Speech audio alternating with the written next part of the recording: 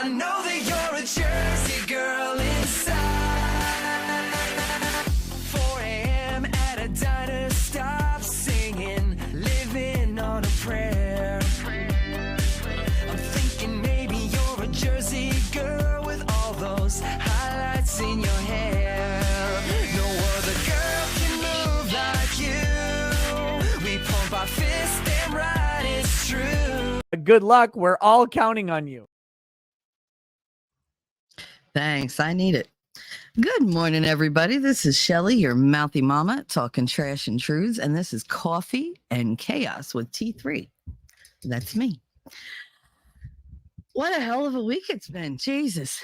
All right. So it is 8:01 a.m. on the East Coast, September 29, 2023, and I have gotten 4 notifications throughout the night telling me flood warning, we may have power outages. Flood warning, we may have power outages.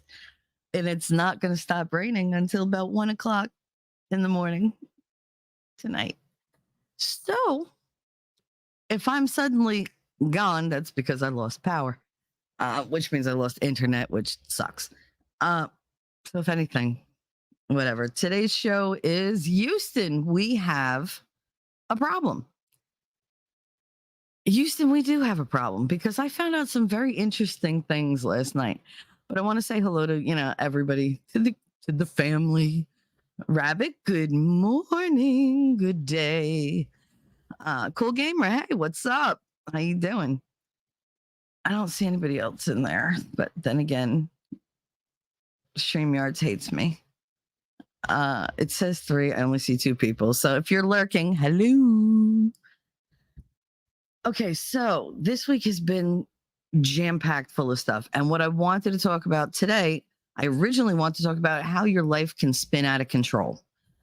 Sometimes you let one thing go.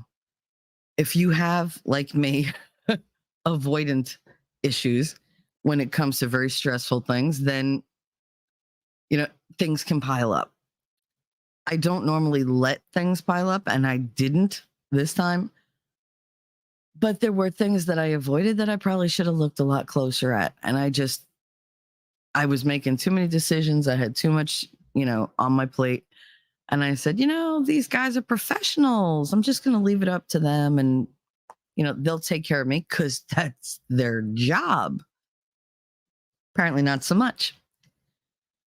And we're going to go over some of these little revelations today. Amelia Sparkles. Hello, lovey. Outpost nerd. Hello. I'm trying not to say the M word because I've been in a really good mood for a really long time. Grammy, hi, honey. So you guys know that I've been on this personal journey to be able to talk about my childhood, and it started out with Gary Lamb, pushing until finally I just broke down. And, it was it's been a group project, to be honest, because I told Winning told Gary pushed me. Then, Winning had to be there to pick up the pieces for that. So I told him some more. And then I told the group some more, and I came on here and I told you guys some more. My mother, no, actually it was all about my father. And it was partially about my mother. I had to blame her. I can't let her get away with it. I get Grimmy, I know that you would feel this, but I can't blame one parent. I've always blamed one parent, but there's a whole bunch of people who dropped the ball while raising me. And I think they all need their time in the spotlight. But what I'm saying is I was moving through all these different emotions and different stages, taking a step at a time. But I was determined to get this over and done with, because it felt like that. I mean, this has been over my head for over 40 years. And I was just I got to get there. I got to be able to say it. I got to be able to make it real, face it, whatever. And it was crushing. I did it on air Wednesday. It's out there if you want to see it. It says trauma breakthrough because I said things I've never said. And I realized I didn't have to reveal the details to reveal the feelings that it brought up, the trigger that was always there that now isn't there. I can look up, and am I nervous about looking up and seeing what I saw before? Yes. But I can picture that damn vent, and I can picture the trees, and I can picture the sky. I could hear the kids, playing on the beach, and I'm okay. Before I couldn't even breathe if I did that. So yeah, I am so goddamn proud of myself this week. And there's just a lightness of being. I feel like I just shrugged off like half the worries that I carried all of my life. And it's just amazing. It really is an amazing feeling. And I couldn't have done it without all you guys and without, Gary and winning, especially winning, because you want to talk about somebody holding your hand through it. He sat in the backstage through that whole thing, quiet, which we know, not a winning trait. And he just, silently gave his support. He didn't white knight. He didn't say, oh, well, I'll talk for you. None of that. It was just, all right, I'm here. You can see me. And I got you, and that's what he did. And that I really appreciated that. I appreciated everybody that stayed in the chat. I appreciate everybody who gave any kind of encouragement and then, celebrated with me the fact that I didn't have to do this anymore. I didn't have to carry this. I didn't have to be angry about it anymore. And he can't hurt me. He just can't. Dead or alive, it doesn't matter. He can't hurt me. So yeah, I was I'm still a little giddy. Amelia said, cold and dreary here again today, but hope you all have a beautiful day. I'll be listening. It's very bleh here. It's so dark. But yeah, that was an amazing day. And I didn't care that there were only a few people, in chat or whatever. It actually made it easier. It made it a lot more intimate. And I was able to be brave because the people that were there, I knew were super supportive, just like people here. But nobody really comes to my chat who's an asshole. I mean, none of you come in and just start spouting things or whatever. You're all, very respectful, very caring, very loving. And each one of you has wisdom that I don't, just like I have wisdom that you don't. And I love that we can help each other in that way. Now, yesterday was something different. You want to talk about spiraling out of control. So for those who don't know about my physical condition, I apparently had Lyme disease way back or whatever, and it went away because, it ran its course and that was it. But it lays dormant, dead in your system. And I took this weird thing that reactivated it. Yes, I took 2 of them. And then it was just, an additional one after that. So 3. And it progressed from, a little muscle weakness to a lot of muscle weakness to, hey, let's give her lymphedema and make sure she can't walk. Oh, that's great. That's great. And then let's try to kill her. So that was my whole last year and a half, right? I went from being normal me, running around doing whatever I needed to do to being stuck in this goddamn house on a multitude of pills. And I'm not entirely sure. Grimsbar, he said, I'm a little teapot, short and stout.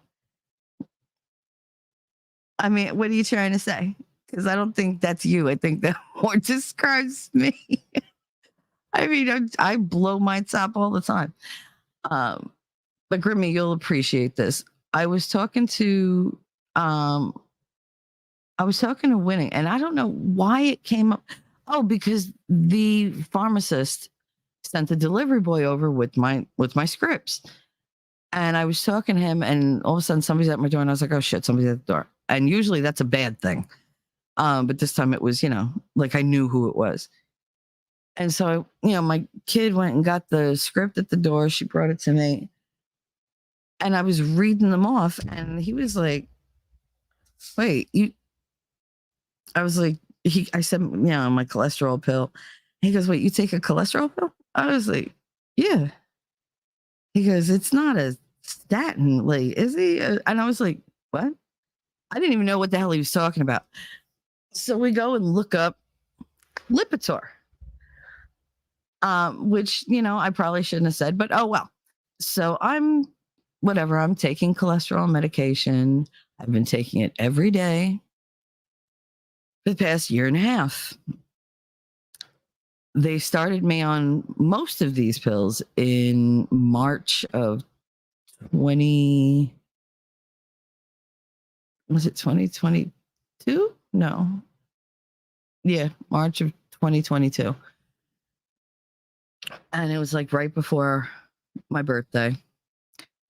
And as soon as I started taking these pills, I started getting like wonky test results, like my mammogram.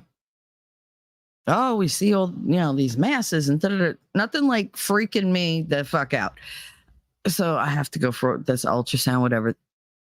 They found a mass. They ultrasound it. I have to wait while the doctor looks at it. And then they come back and they said, oh, the doctor said it's fine. It's just it's a benign swollen lymph node. Okay. Nobody wanted to answer my question as to why I had a swollen lymph node, but okay. I'm going to kill this cat. Get down, you. I know you want to see the rain. No.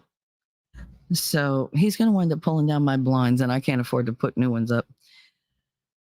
So Rabbit said I'll just have to try harder. Aw. I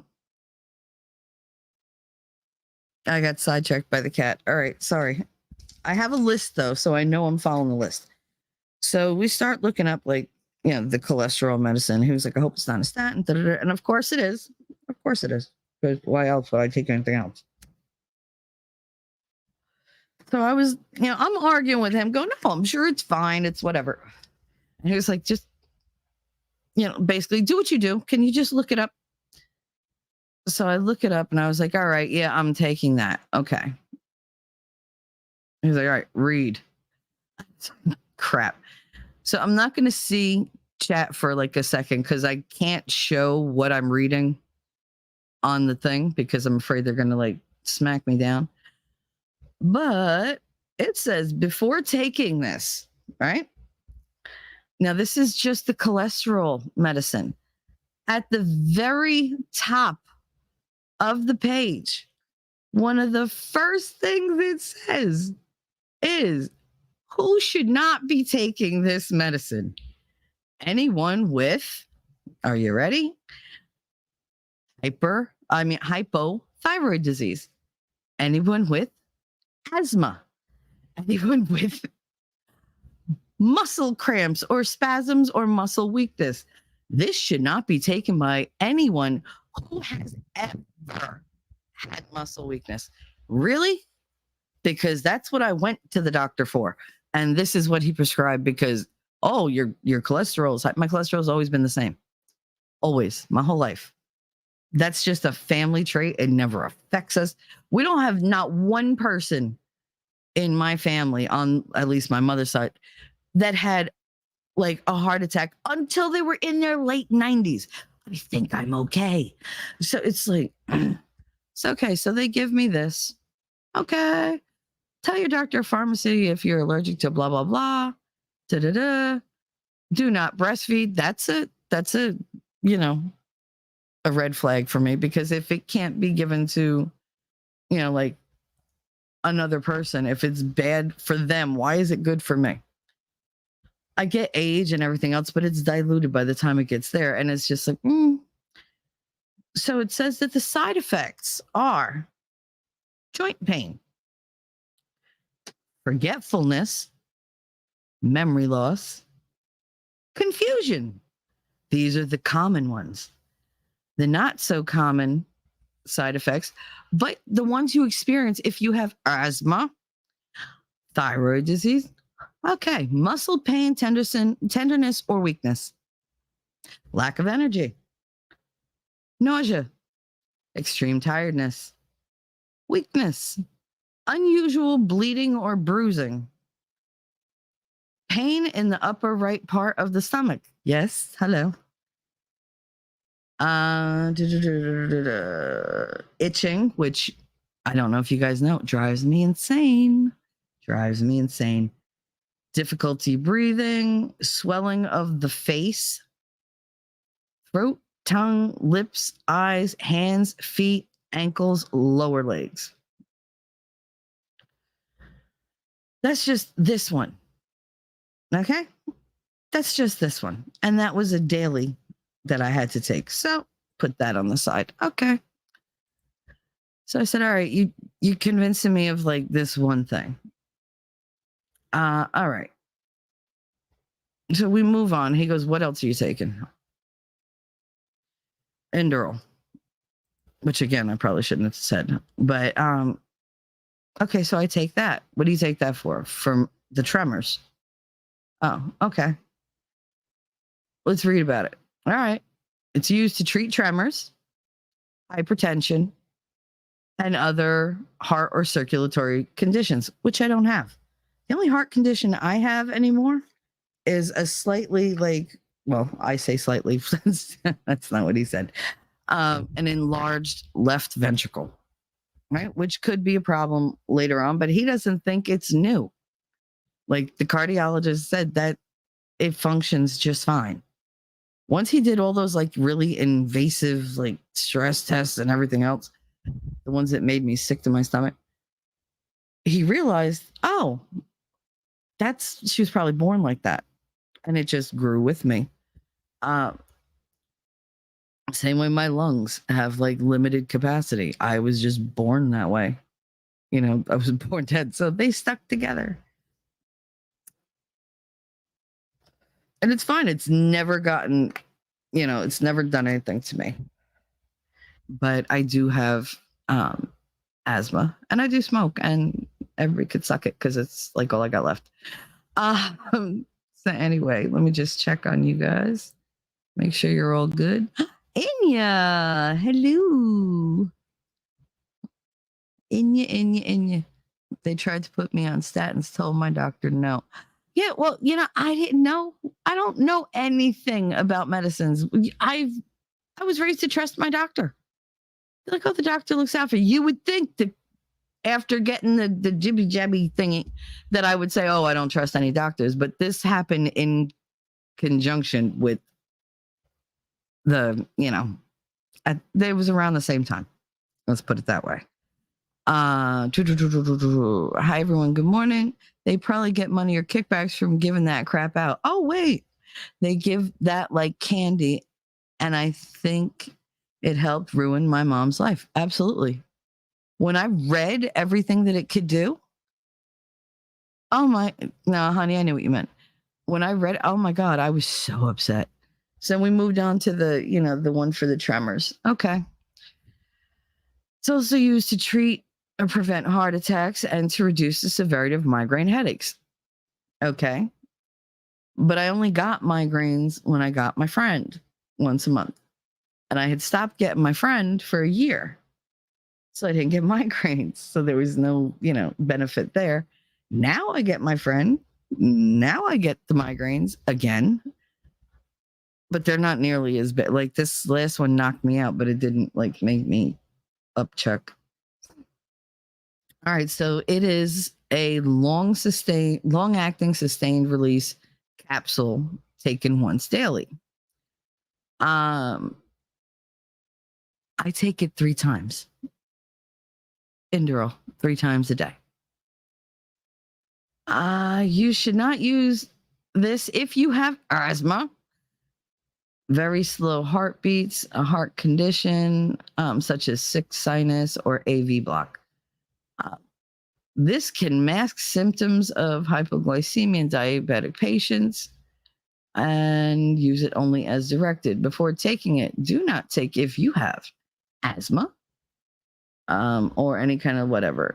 It's safe for you, but tell your doctor if you've ever had bronchitis, emphysema, or other breathing disorders, a thyroid disorder, again, problems with circulation, kind of like a clotting condition that makes my legs swell up. But anyway, or if you smoke. Now, I've never lied to my doctors. They know what I smoke, exactly how much I smoke, and they knew I smoked weed as well. So it's not like that wasn't revealed to them. They knew. Now, what happens with the side effects? You have slower, uneven heartbeats. Yes. Lightheaded feeling, like you might pass out. Yes. Wheezing all the time. I actually thought it was the cat the other day. And it's only sometimes. Like I'll be like, I wasn't even like smoking recently. Like, what the hell? Sudden weakness, vision problems, loss of coordination. Yes, yes, and yes. Cold feeling in your hands and feet. Yes. Depression, confusion, hallucinations. Do we all remember when I used to hear marching bands? I still hear things. Like my son is like, you said I was yelling. Ma, I was asleep, but I heard you. He's like, no, you really didn't. Like that wasn't me. You get headaches, dizziness, more anxious, and it can cause dizziness, tiredness, nausea, trouble sleeping, insomnia, all these fun little things, right? What other drugs will affect it? Let me check the stream health. Excellent stream health. Good. So they're not gonna kick my butt. Hi, Caitlin. We're going over the pills that I've been taking for the past year to 1 year and a half, and I'm not happy. So this causes what interacts with it? Any kind of antidepressant, heart or blood pressure medicine. Okay. Medicine to treat an infection, commonly known as antibiotics. Medicine to treat whatever disorder, steroid medicine, which would be like the corticosteroids or whatever, and non-steroidal anti-inflammatory drugs such as aspirin, ibuprofen, naproxen, and then a couple that I didn't take. But I was very big on Advil and naproxen, Aleve. So nobody said, don't take this. And I was taking 2 different antidepressants and something for my blood pressure. I took all these things that I was not supposed to take, and they weren't supposed to interact with these, and nobody said anything. So that's just the one that I was supposed to take 3 times a day. Which I only took once a day, just so you know, because I was taking so many things. There was no way I was remembering. It was, I will take things once a day and that's it.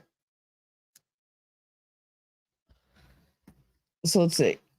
Oh, and then they gave me, of course, Effexor. Again, I wasn't supposed to say it, but whatever. This is definitely not going to be a monetized stream. In fact, they may even spank me for it, but whatever. So I took that. They gave me that. It's to treat major depressive disorder, generalized anxiety disorder, social anxiety disorder, panic disorder, and something else. I forget what else it was supposed to. Because I had unaliving tendencies and I had a lot of compulsion to do so. So they gave me Effexor. And then they upped it like 5 months ago. Well, yeah, 5 months ago, when all I could think of was unaliving myself. And so she added to this one. You should not take it if you have any type of uncontrolled glaucoma. Now we know they found glaucoma in my right eye. And I was like, bullshit. It's bullshit. Because the doctor was just such a dick. I doubt he found anything. He just wrote that shit down and was like, yeah, that sounds good. You should not take it if you take any kind of like MAO inhibitor, blah, blah, blah. Okay, some people have thoughts about unaliving when they first start taking it. Okay, I already had thoughts of doing that. So this probably wasn't helping. Tell your doctor if you've ever had any kind of high blood pressure, high cholesterol, any kind of lung disease, glaucoma, thyroid disorder, sexual problems, bleeding problems, low blood levels of sodium, liver, kidney disease. I mean, I've had like so many different things because of this crap. And it goes on to like say all these things that it does, right? So you're not allowed to take it with any kind of like anti-inflammatory. Okay. So what can happen? You get blurred vision, check. You start seeing halos, check. You get like this cough and trouble breathing, check. You get weird bleeding. Oh, I don't know, like your period coming back or something like that. I don't know. Maybe not, but maybe. It does say abnormal vaginal bleeding. Well, yeah, okay. Stiff, rigid muscles. Yes. Confusion. Yes. Tremors. Still got them. Taking this for the tremor. Well, I took the other one for the tremors. Still got the tremors. Common side effects: headaches, yes. Dizziness, yes. Drowsiness, yes. Tiredness, yes. Ringing in your ears, yes. Feeling anxious, yes. Sleep problems, yes. Blurred vision. Changes in, what does it say? Dry mouth, increased sweating, or sex problems. I don't have the increase. Well, no, I do have the night sweats. Good God. But that's only like once a month. And it was like, all right. But yeah, so these are all like things that it can do to me. And then it says like you can't take certain things. You can't take phentermine, okay? You can't take tryptophan. You can't take St. John's wort. You can't take tramadol. Did we remember that I was on tramadol for like a month after I came home from the hospital? Okay. Can't take amphetamines. Okay. Can't take like, it'll interact with any other antidepressant. Okay. I'm on that too. Medicine to treat mood disorders. Yep. Migraine medicine. Okay. Like all these different things. And I'm stressing out because now Winning and I are going over all these things. And he's getting like, I was just stunned, but he was just so mad. He was like, do your doctors not talk to one another? Apparently not. Rabbit said, my doctor hates me because I question him. He has 1 week on new beds for side effects to pass. Then I discontinue them. Yeah, no, I get it. I totally get it. So we're down to what?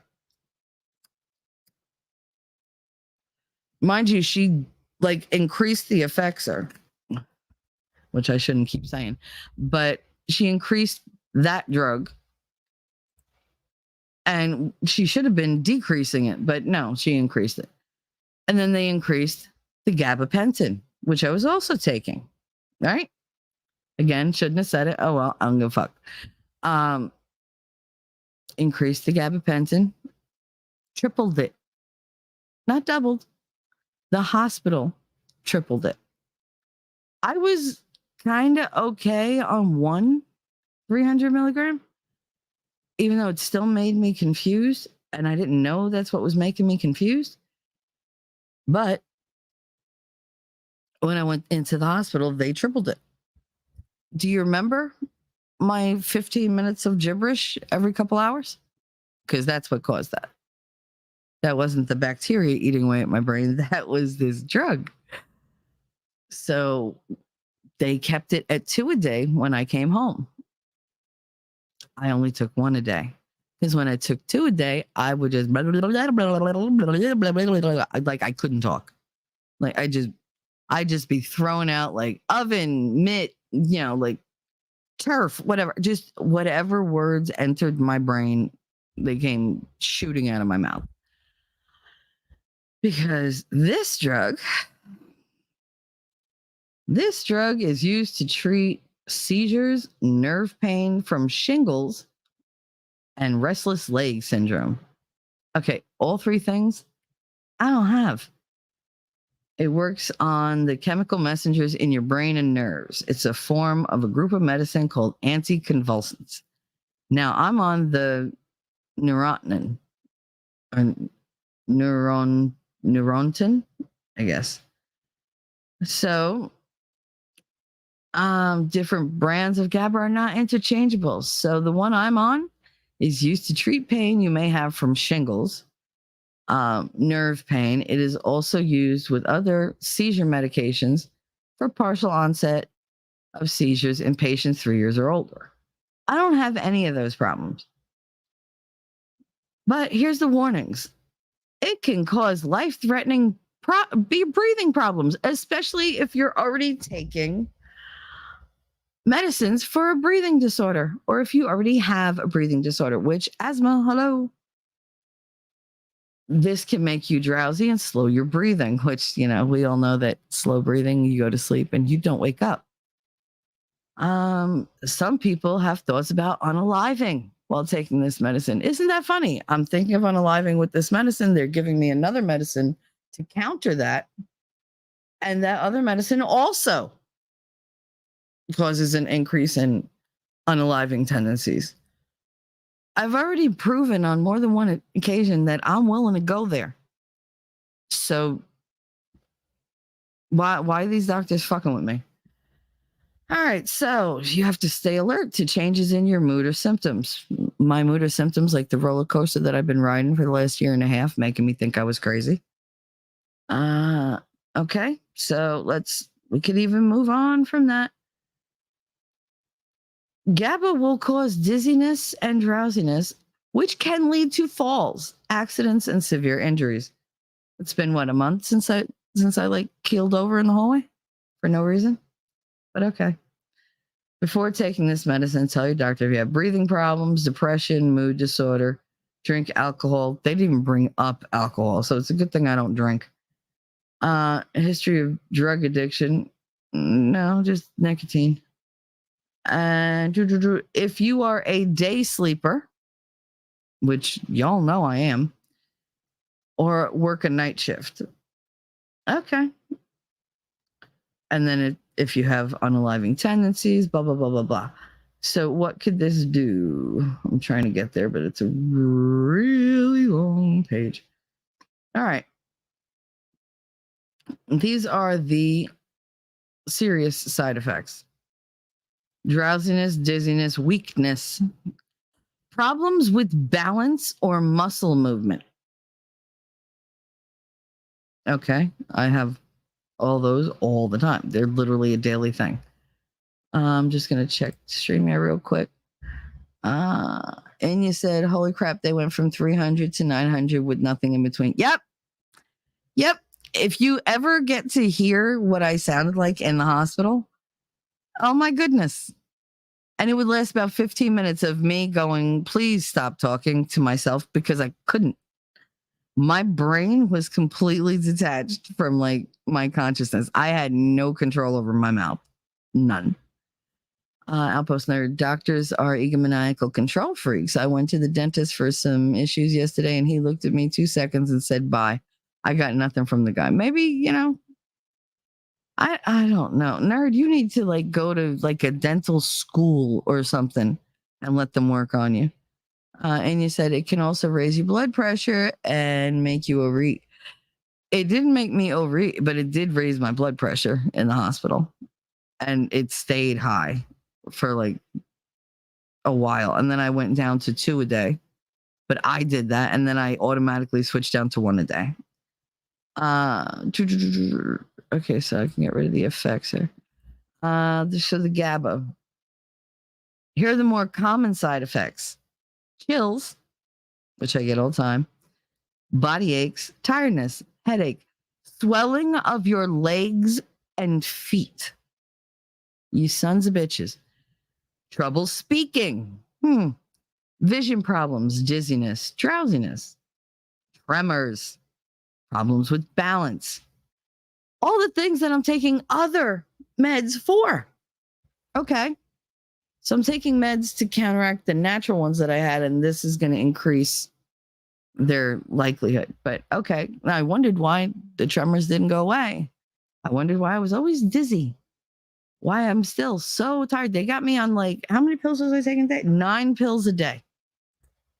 All right. Then we go on to Flexeril, which they gave me to take 3 times a day, 20 milligrams each. Okay. Let's see. You should not take this if you have a thyroid disorder. Yes. Heart block, no. Congestive heart failure, no. Heart rhythm disorder, no. Recently had a heart attack, no. Do not use if you have taken any kind of MAO inhibitor. Before you take this medicine, tell if you have a, whatever, blah, blah, blah. Some medicines can interact with this, causing a serious condition called serotonin syndrome. Be sure your doctor knows if you also take stimulant medicine, opioid medicine, herbal products, medicine for depression, mental illness, Parkinson's disease, migraine headaches, serious infections, or prevention of nausea or vomiting. Please tell your doctor if you've ever had glaucoma or problems with, prostate, urination, or liver disease. None of those. I mean, the glaucoma supposedly, but I don't believe it. Not healthy for an unborn baby. Not known if it affects your pregnancy, whatever. That would be nice to tell people. Addictive. It's addictive. I don't want it to be addictive. It's not addictive as in an opioid, but because it alleviates pain, people tend to overuse it. Guess what? My doctor told me if you take 2 together, you can fall asleep a lot faster. Yeah, the permanent kind. But I did try it and I did sleep for like 12 hours. I woke up feeling like I was turned inside out, but whatever. Common, the most common things: drowsiness, tiredness, headache, dizziness. Okay. So there's that. What drugs will affect it? Tramadol. Hey, I'm on that too. Remember that? I was on that for the longest time. Any allergy meds, any cold meds, medicine for stomach acid, like, I don't know, Pepto or Imodium or whatever, Pepsid. And if you take bronchodilator asthma medication, I not only have my emergency pump, I also have the nebulizer that I use if it gets really bad. So all these things I'm not supposed to be taking. So now I'm aggravated. I was like, is that it? He goes, is that it? Is that all you're taking? I was like, well, no. Like, there's the levothyroxine, which is for the thyroid, for the Hashimoto's. I can't, sorry, what would make you hungry? I would sit for hours with you while you were in the hospital and just listen to you. I know, on Discord, that is. I know, I just rambled. Because I don't remember any of it. I don't remember any of it.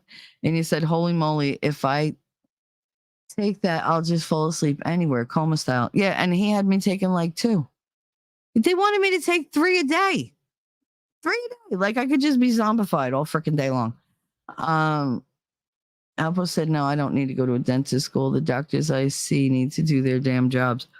I'm just saying dental schools tend to be more thorough because they're learning. And so they really want to know what's wrong with you because, that's their grade. When somebody's being graded on something that they have to do to you, you're going to get a better performance. Okay. I wonder if there's stripper school. I would love to go and just sit in the audience. Imagine the stops they have to pull out for you. Okay, so here we go. And you said, what else are you taking? The levothyroxine. Okay, melatonin. Why are you taking melatonin? Because I can't fall asleep. All the sedatives that I'm on,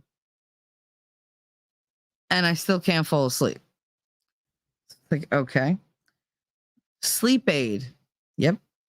So I was taking over-the-counter sleep aid, and it was on the list of 3 of the things that you're not supposed to mix. So we had 9 pills every day, some a couple times a day. 9 pills. No vitamins, because the doctor didn't recommend any vitamins. No extra protein, because the doctor didn't recommend protein for my muscles or for whatever. No plan at all to like get me on my feet. Right? They gave me a band, sent me home with a bunch of scripts, and that's it.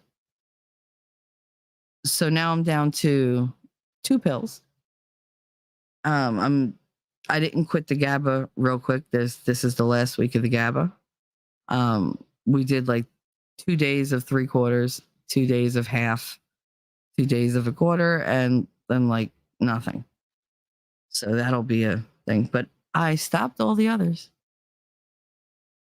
So I'm not entirely sure what version of me y'all are going to get in the coming weeks, but it's going to be more me than it's been. Hopefully my thinking will be a little clearer, or a lot clearer, because that would be fucking nice. Hopefully the swelling in my legs decreases a bit, because I kept going over it in my head and I didn't get swelling. I didn't start the lymphedema until late October in 2021. All right? No, 2022. A year ago, basically. It's going to be a year pretty soon. This is the damage that it's done to me in less than a year. It almost killed me. I laugh because I'm still here. I'm very hard to get rid of. Nerd Boy said, "Oh, I see your point now. Doctors don't cure, they treat for the money." Exactly. If you go to like dental schools or like optometrical schools, whatever the fuck they're called, eye doctor schools, these people tend to be more thorough because they're not getting a kickback. They're still interested in learning how to diagnose somebody. So they're very like, it could be this, it could be that, but they're not on their own. Rabbit said, my lymphedema started after my last heart attack. My lymphedema started when they put me on the Inderal and the Lipitor, because they started them together and they didn't start them at low doses. So, and that's when like my insomnia went insane. And I never made the connection. Never. And the more things they add, the worse the lymphedema gets. And it's like, y'all are killing me. Like literally killing me. And I was blown away that all these doctors, specialists, by the way, and pharmacists and everything, like nobody saw this was a problem. Not one person said, hey, we're not treating what's wrong with you. We're treating what we think is wrong with you. But we're just treating symptoms here and there and giving you a different pill for every little thing.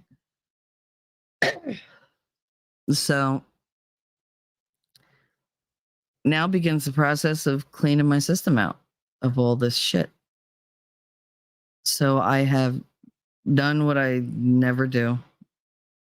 I took somebody's advice and I ordered, vitamins that I wanted, where I thought my need was. So just a general vitamin for like older 50, like over 50, because everyone's like, I'm 49. I might as well just get the one that's over 50. It had a lot more of the nutrients and everything that I was looking for.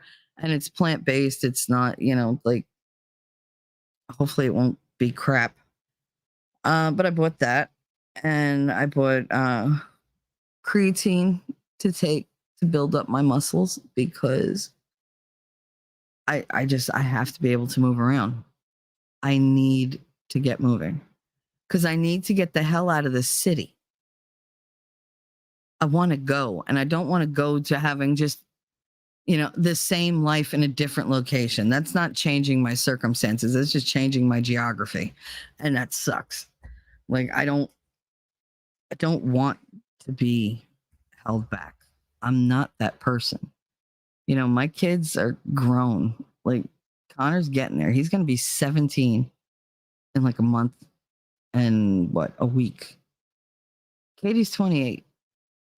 I need them to have lives.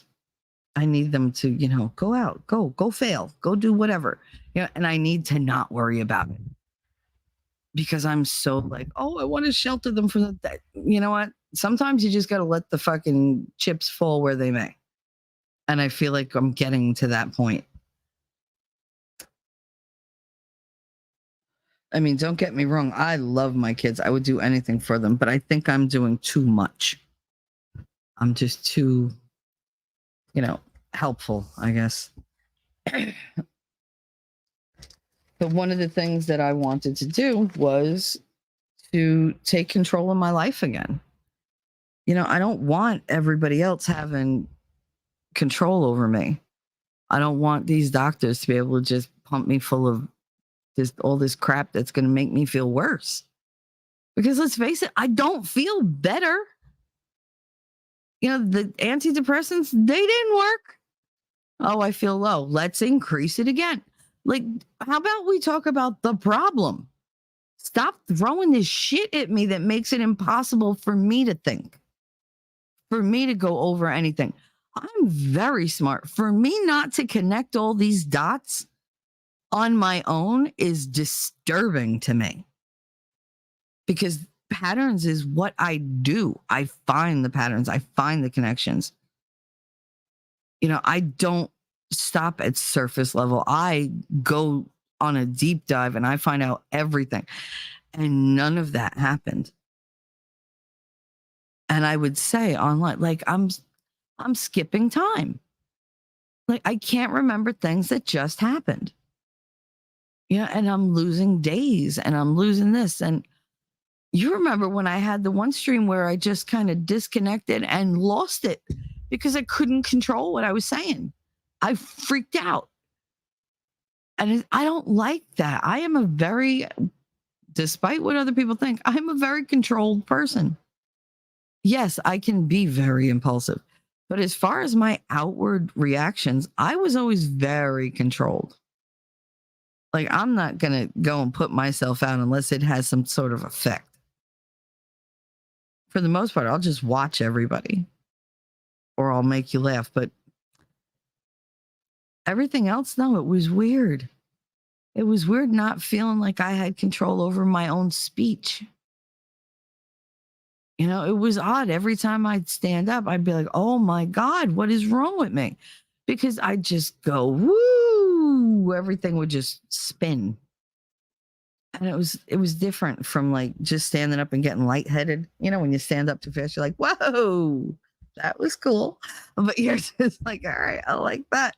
This is not cool. This is, oh my God, I'm pitching forward and I hope I don't break my teeth. That's the kind of feeling that was.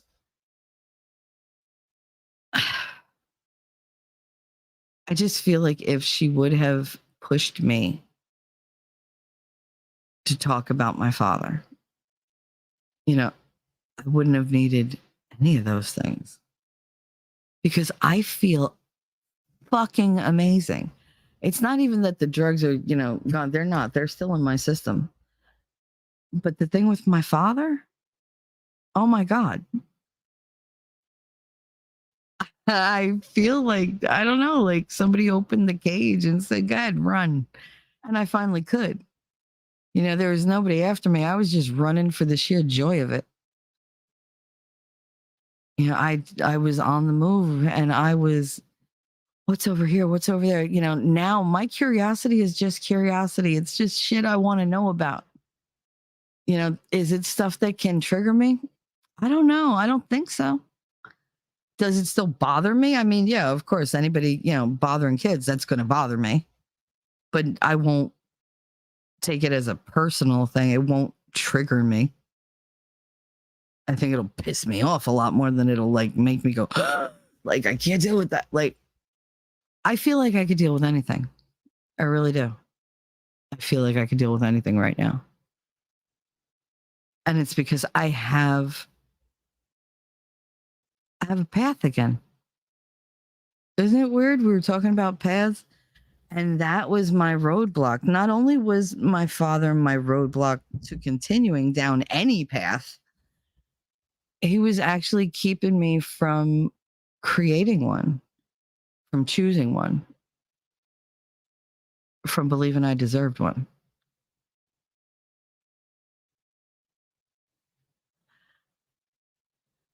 I have to forgive that kid that went through all that, because it wasn't her fault. It wasn't.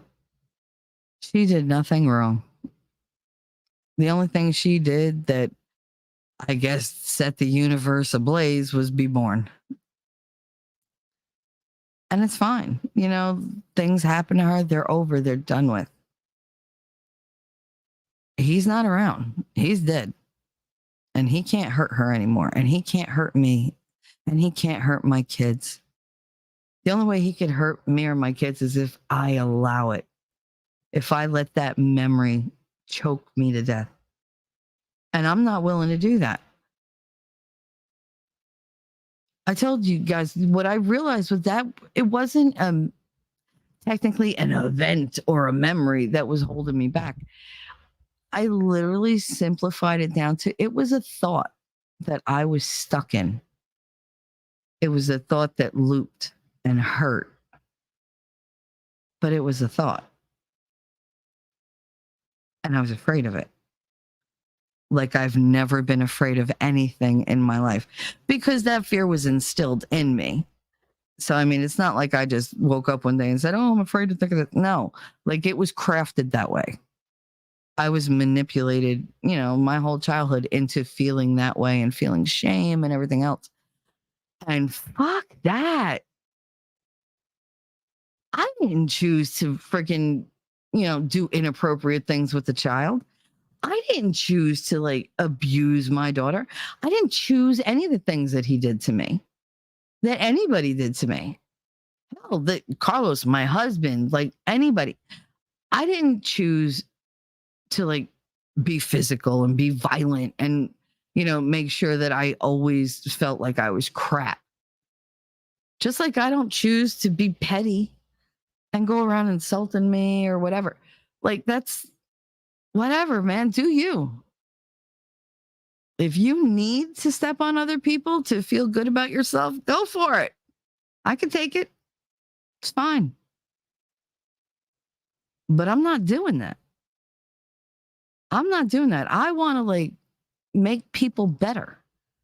I want them to have a place to go that's safe where they can talk and not be ashamed. I want them to know that my door's always open. Just shoot me a message and we can chit chat. And if you need me to just listen, say, I don't need an answer. I don't need advice. I just need somebody to listen that I can say the words to. I don't need your sympathy. I don't need, sounds of like, camaraderie, like, oh, like, I don't need any of that. I just need you to listen and be okay afterwards. And I can do that, but you just got to tell me because my first instinct is to nurture and it's okay. I want to comfort. I want to console. And some people don't need that. They get that from others. They want to be heard. I get it. I feel invisible most of the time because it's just so easy for people to block me out. And that's cool. It's okay that they can block me out all they want. I'm going to keep talking. I'm going to keep saying my truth, everybody else's truth. I'm going to keep fighting the good fight. I will do what I need to do to get the message out there that you're okay. It's not your fault. In fact, I think I'm going to make some merch that says that. I think I'm going to do not my fault. It's not my fault. And it could be funny, and it probably will be, or it can be meaningful, or it can be both. You don't know. I don't know, but I think I'll do some merch like that. Because it's not your fault. I can't control what other people do. I can only control how I allow it to make me feel. And I have allowed people carte blanche to make me feel a certain type of way all the time. My whole life. It's not recent. It's my whole life. Trying to please everybody else. Trying to make everybody happy at the cost of my own security, my own sanity, at the cost of my voice, my real voice. Because that was what that was when I was talking to my father, even though he wasn't here. That was me. That was me telling him, you son of a bitch. I know what you did. And I know why you did it, you petty, bullshit little man. And fuck you for doing that. Like you got no power here, Bubba. None. So fuck off. That was me. And I meant every word. I don't give a shit what he did anymore. That's so far in the past. So much has changed in the last, literally 5 decades. And yet I carried that the whole time. For what? What did it serve? But I couldn't deal with it. I didn't know how to deal with it. And unfortunately, people that I went to for help didn't seem real interested in making that come out either. Because why do the work when, you could put a pill Band-Aid over it? Right? Or 2 or 3 or 9, sure. Doesn't matter that all these things combined are going to make her feel like absolute crap. Let's do it.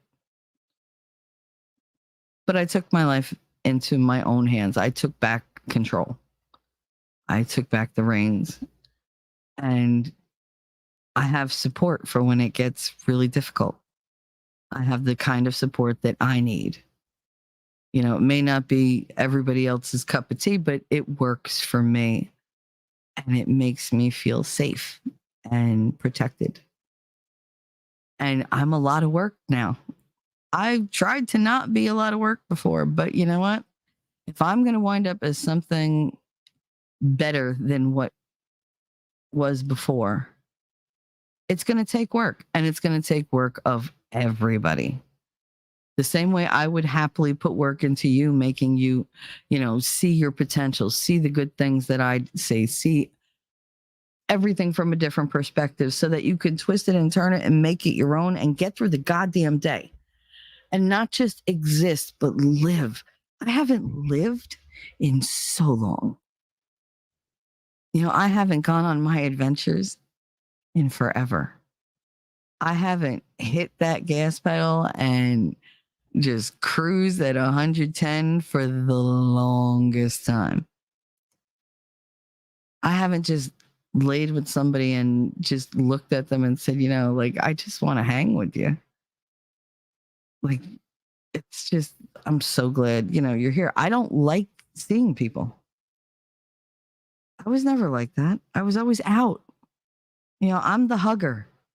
I'm the fun one. He said, oh, you want to have a wild night? What's Shelly want to do? Oh, hell, let's go down to the beach and cause a ruckus. Well, why not? Free, fun, and I knew the cops, so we wouldn't get in trouble. But we always had a damn good time. What else you want to do? I don't know. Let's go down to one of the old piers and hang out. Okay. Let's go reminisce here. Let's go do this. Let's go over so-and-so's. Come over my house. We'll hang out, whatever. It was always fun. It wasn't constant because I need a lot of alone time. Like I need my people, my little group, and then I'm good. But every once in a while, I'm like, all right, we got to like do this. I got to see like tons of people and whatever, just so that I have, I keep that social awkwardness at a minimum because I could be extremely socially awkward. Um, it's been so long since I've had fun, since I've read something and enjoyed it, since I've watched a movie and really been like, that really tickled me. Like, even most comedy just kind of was hitting surface level. I wasn't feeling comedy like I used to, because that's my favorite thing in the world is to laugh. And if I'm not like laughing from the depths of my soul, then I'm not me. I mean, I laugh at life. I have always laughed at life. These little lows that I've been getting that aren't so low and well, they aren't so little. Every time I get them, they give me more drugs. Why? Like, is it something in my brain that you're trying to fix? Or are you just trying to mask the problem? Because I can tell you, since I said that about my father, I've been so at peace. It's so weird because like I can sit there for hours and not say anything, but it's not melancholy. It's not kicking my ass. It's me just being me and being calm and not having to fill the silence with something. I was watching like all these different videos yesterday, and I was getting just one idea after another for new streams. And like I came across this guy that I believe either Gary told me about or Jacob Peets, or maybe it was, I don't know, Tony G. I don't know. Somebody told me to look him up, and I looked up TD Jakes, I think his name was. Yeah, TD Jakes. And I watched a whole bunch of his videos, and he made so much sense to me. It was really it was amazing how much resonated with me. And I'm listening, I'm writing down ideas for shows and whatever as topics. And he hit on obey in one of them. Why doesn't the modern woman, not just American woman, the modern woman not want to say obey? So I started looking it up. And I was like, since 1928, I believe, they took obey out of most marriage vows, even in the church. And now I'm Catholic, I'm practicing Catholic, just not practicing a lot. Because after 13 years of attending Catholic school, I pretty much have it down pat. I know when to kneel, insert joke here. I know when to sing. I know when to genuflect. I know when to do the sign of the cross. I know when to shake your hand. I know what hymns to sing. I know what prayers to say. I know how guilty to be. That's all worked in there. Rabbit said, I'm so glad winning reality is helping you. He seems trustworthy and caring. You make a great team. He's my bestie. I don't trust anybody the way I trust him. It's scary.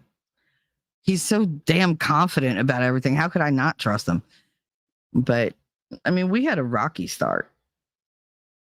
And we had to have a very big sit down with the talk and, but we got a lot of things out on the table, and we stand up for each other. But he was furious when he realized like what they were putting into me. He's like, are they trying to kill you? They must be, because they were giving me all these things to make me so much worse. And I did. I told him, I said, listen, if I cut off these meds, I don't know what we're going to wind up with. And he was like, we got this. Like, he's so confident about it. He's like, well, it's fine. He's like, it's just, I'm just going to have to, keep an eye on you. I'm like, yes, please. But I mean, he knew I was going to be on here. He knew I was going to tell you guys everything. And, it takes a village sometimes to heal you. It doesn't take just a village to raise your kid. It takes a village to see it from every angle. For people to be like, okay, she's a little angry today. Yeah, let's give her a little bit of, have mercy, give her a little bit of grace. Gotta go. Rabbit, we love you very, very much. Very, very much. And I'll see you, I'm sure, in somebody else's stream.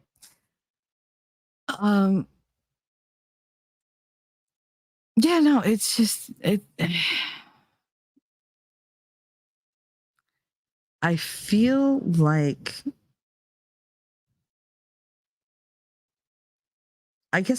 like Pandora in a reverse way. Like, she opened the box and she released all this stuff to the world. In my vault, I was holding all this stuff. And I was holding despair, and I was holding fear. And I was big on the I guess the darker. Wait, what?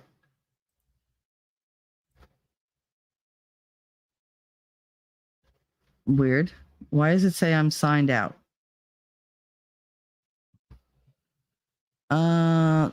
That's bizarre. Why did YouTube sign me out? It never signs me out. Let's see. If I lose you, I don't know what's going to happen because, wait, that's not the password.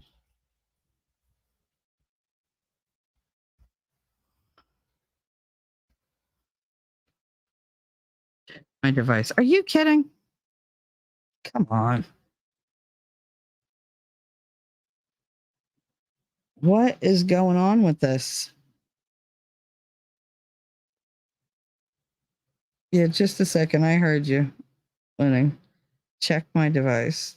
That's no. How about no? You didn't send whatever.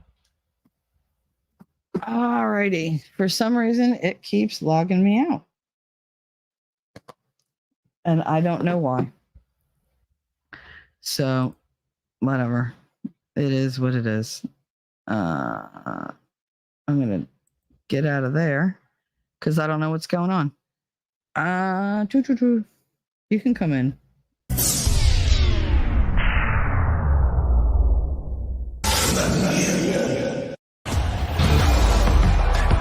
This is a friendship that'll never ever end. Hello. Hi, honey. How are you? Hi. I'm good. You're fine. Just keep going. I just wanted to tell you that. Okay.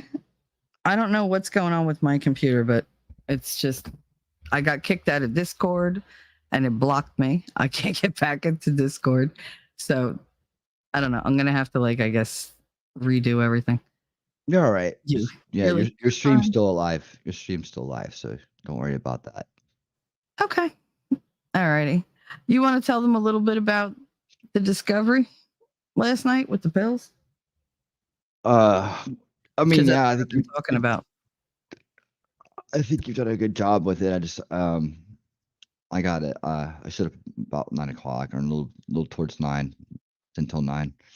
But yeah, I mean, I've been wanting Shelly to really, look at coming off some of these medications because of all the physical, the ailments she's dealing with. I'm like, she's been in this condition for a while and she's not able to do the things she wants to do. And I feel like it's time that she is able to be free again. So, I've know that she's talking about what happened was the guy came to deliver her pills, right? Mm-hmm.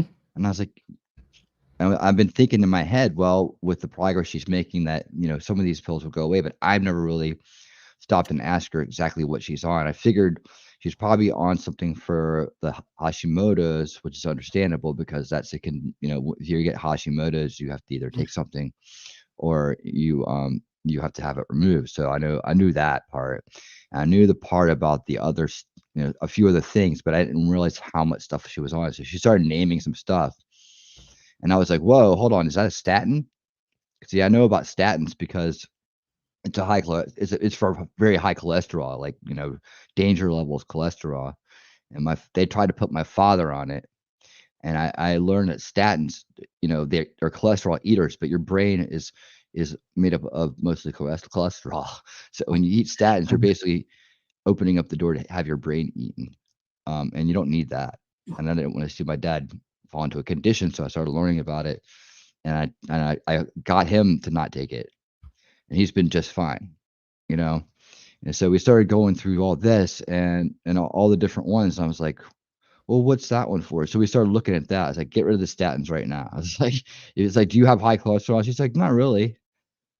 I was like, "Okay." And then we started looking at the rest of them, and she started reading the side effects, and they all contradict each other. Like, they're all basically should have been never prescribed to her.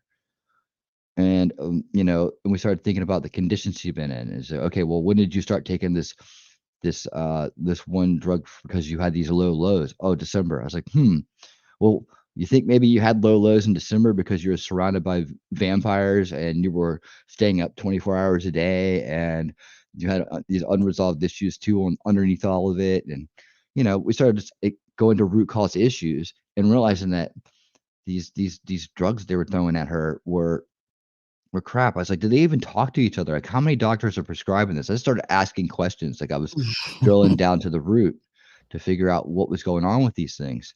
And we get through one, I'm like, "Don't need that," or "That one's working against you. That one's exasperating the problem you already have." So a lot of these things they give her, she didn't need, and they were actually dangerous for her. Like, a lot of them had to do if you ever had any kind of breathing conditions, or, or if you do this or if you do that, you shouldn't take these. Well, they were checking all the boxes. And Mhm. so they're, and then you got this cocktail going on every day.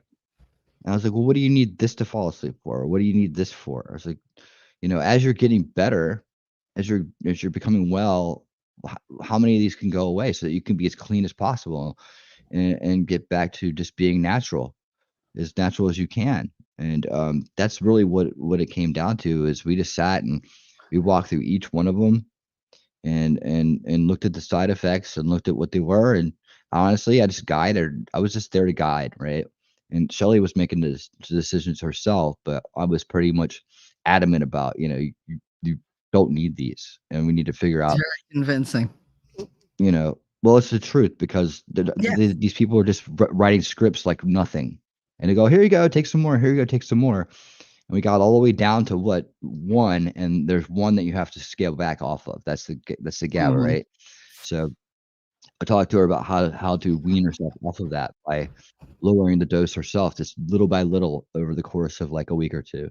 And so she'll be taking less and less every day. We just cut the capsules and took a little bit out of that one, a little bit out of that one, a little bit more out of that one. So over the course of every 2 days, the dose will be lowered by a little bit more, and then she'll eventually be off of it, so she won't have any kind of mad withdrawals from it. But these things aren't helping her. And so there's the only thing that's helping her is the thyroid medicine, and that's because Mhm. of Hashis. And I understand about thyroid medications because I looked into it, and I learned all about the different thyroid conditions, right? Um, and it's yeah, so that's once you get the Hashis, you got to kind of deal with it. But yeah, the rest of the stuff wasn't necessary. I can't remember all the things we went through, but she was taking, like, a cocktail every day, and I was like, "Do these doctors Mhm. even talk to each other?" "Well, no, not really." "And so did they ask you questions about, like, the side effects?" "No, not really."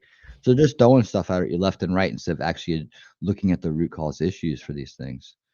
And then, one by one, just realized you didn't need any of them. You're getting regular sleep now, going to bed decent hour instead of staying up all night and, um, you know, eh, for no reason at all. Right? It's just like, and once you start to get healthy again, you realize that there's so much that we do to ourselves we don't need to do, and then you are asking yourself why, and there's no good answers. Really, there's no good answers. A lot of it is education. I'm not educated in these things. Like Most my people aren't. expertise in other areas, Mhm. so the whole like clean, drugs and whatever, like doing like the homeopathic route, taking, like different spices for my health, I would have never, like, we didn't do that in my family. Like, if my grandmother did it, she didn't tell any of us. I know she took ginger every day. So it was just like, okay. But she had a, weird stomach. So she took ginger every day and that combated her stomach problems. But she didn't want to take loads and loads of medicines. She tried not to. But I never knew what she took because I was too young to, and I wasn't around. I was busy in school and whatever. But like now, there are so many alternatives to what they were giving me that don't have these horrible side effects, that are more natural for my body, that would, instead of being a sedative all day long. How can I ever like really be tired if I'm sedated all day long? I'm not doing anything. I'm not expelling any energy. What little energy I have, I'm not using. It's just sitting there doing nothing. Mhm. I wanted to increase my energy. I don't want to sit all the time, but I don't have the stamina to stand for more than 5 minutes. And that's, from my age, Hey, that's Kinks. ridiculous. Ridiculous. Hey, Kings. Um, but no, like he educated me a lot in that. The food thing. We're going over foods this Sunday. You want to tell them about that? Because that really kicked me in the teeth. Yeah, we're gonna be talking about an issue that's been known for a while, but seems to have been swept under the rug, and that's the safety of our food and our water. We're gonna start out by taking a look at a book, a rundown on a book called the Fluoride Deception. It's gonna talk about the history of fluoridated water, where that chemical that they dump in our water comes from, and how it was marketed by our good friend Edward Bernays to be something that's good for our teeth when it's absolutely not. We've been force medicated through our water, and that's highly unconstitutional and unethical. And we need to get back on the ball of stopping that worldwide because it's hurting our children, it's hurting our pets, it's hurting our loved ones every day. And I thought that we were on 10 years ago, I thought we were on the path to taking care of this. And somehow the world forgot, or the world stopped trying in the middle of crises after crises, and we need to get back on the ball about that. It needs to be part. It is part of solution culture to clean our food and our water. We need to get on top of that. It's attainable. It's something we can all do. The second part, the second documentary we're going to watch, is going to be the meat of the program. It's called The Seeds of Death, and it's about Monsanto and, well, who's now Bayer Corporation, but Monsanto Corporation back in the day. We all knew the name, so they got bought out, and then the name got changed, and we all kind of dropped the ball on it. Again, putting out these seeds that have been genetically modified to include pesticides within the seed, within the plant. It's called BT. And BT eats the lining of our stomachs, causes all kinds of issues. None of this stuff has ever been fairly clinically tested for human consumption, yet it's taking over our food supply on every level. Not to mention what they're doing to the farmers that are trying to grow real crops. Like if you have an organic farm, right, and then there's a GMO farm nearby, and their product, their quote unquote product, blows into the organic field, and they test the crops in the organic field, and they find that it's been crossbred with this um this product, right? The Monsanto slash Bayer can now claim copyright infringement, and they can take the farmers' land. So the farmers, as people, individuals, are being attacked by this, and they have been for over a decade. There's so much more to this issue that you need to come watch the documentary with us, and I'll really get into it.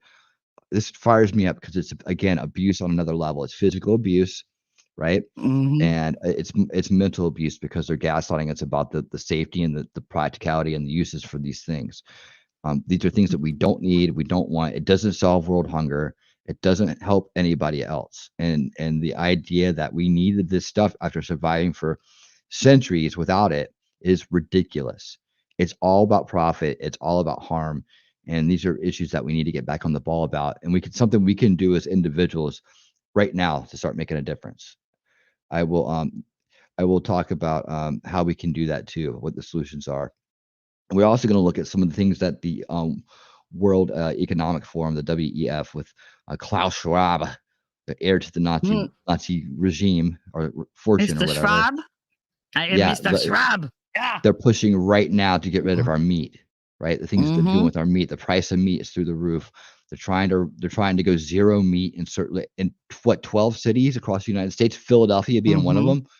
No more cheesesteaks. Can Get you out of here. imagine no cheesesteaks? Oh my goodness. No, I'm not going to live in a world like that. I'm not going to live in a world where I can't get a real cheesesteak and I can't get a porterhouse, when I want one. Yeah. Yeah. Ain't going to happen. And I'm ain't gonna happen. big beef eater. Like I love steak. I can't And they want imagine to push having my bugs life out on without us. steak. They want to push bugs out on us. And thanks to Crown Target for giving me the article by Redacted. We're going to watch that at the end. So we're going to have 3 pieces to watch, 2 small ones and a big one in the middle. I like that format. Hope to figure that out. And so no, it's going to be very powerful. And like I think with this recent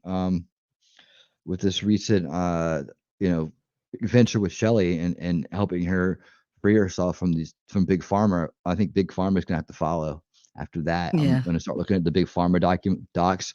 We're going to talk about this episode again, and we're going to talk about how they're just selling symptom management and they create they create more symptoms to sell more symptom management. I'm sorry. Enya loves the phallus. I guess she had never heard fallacies before.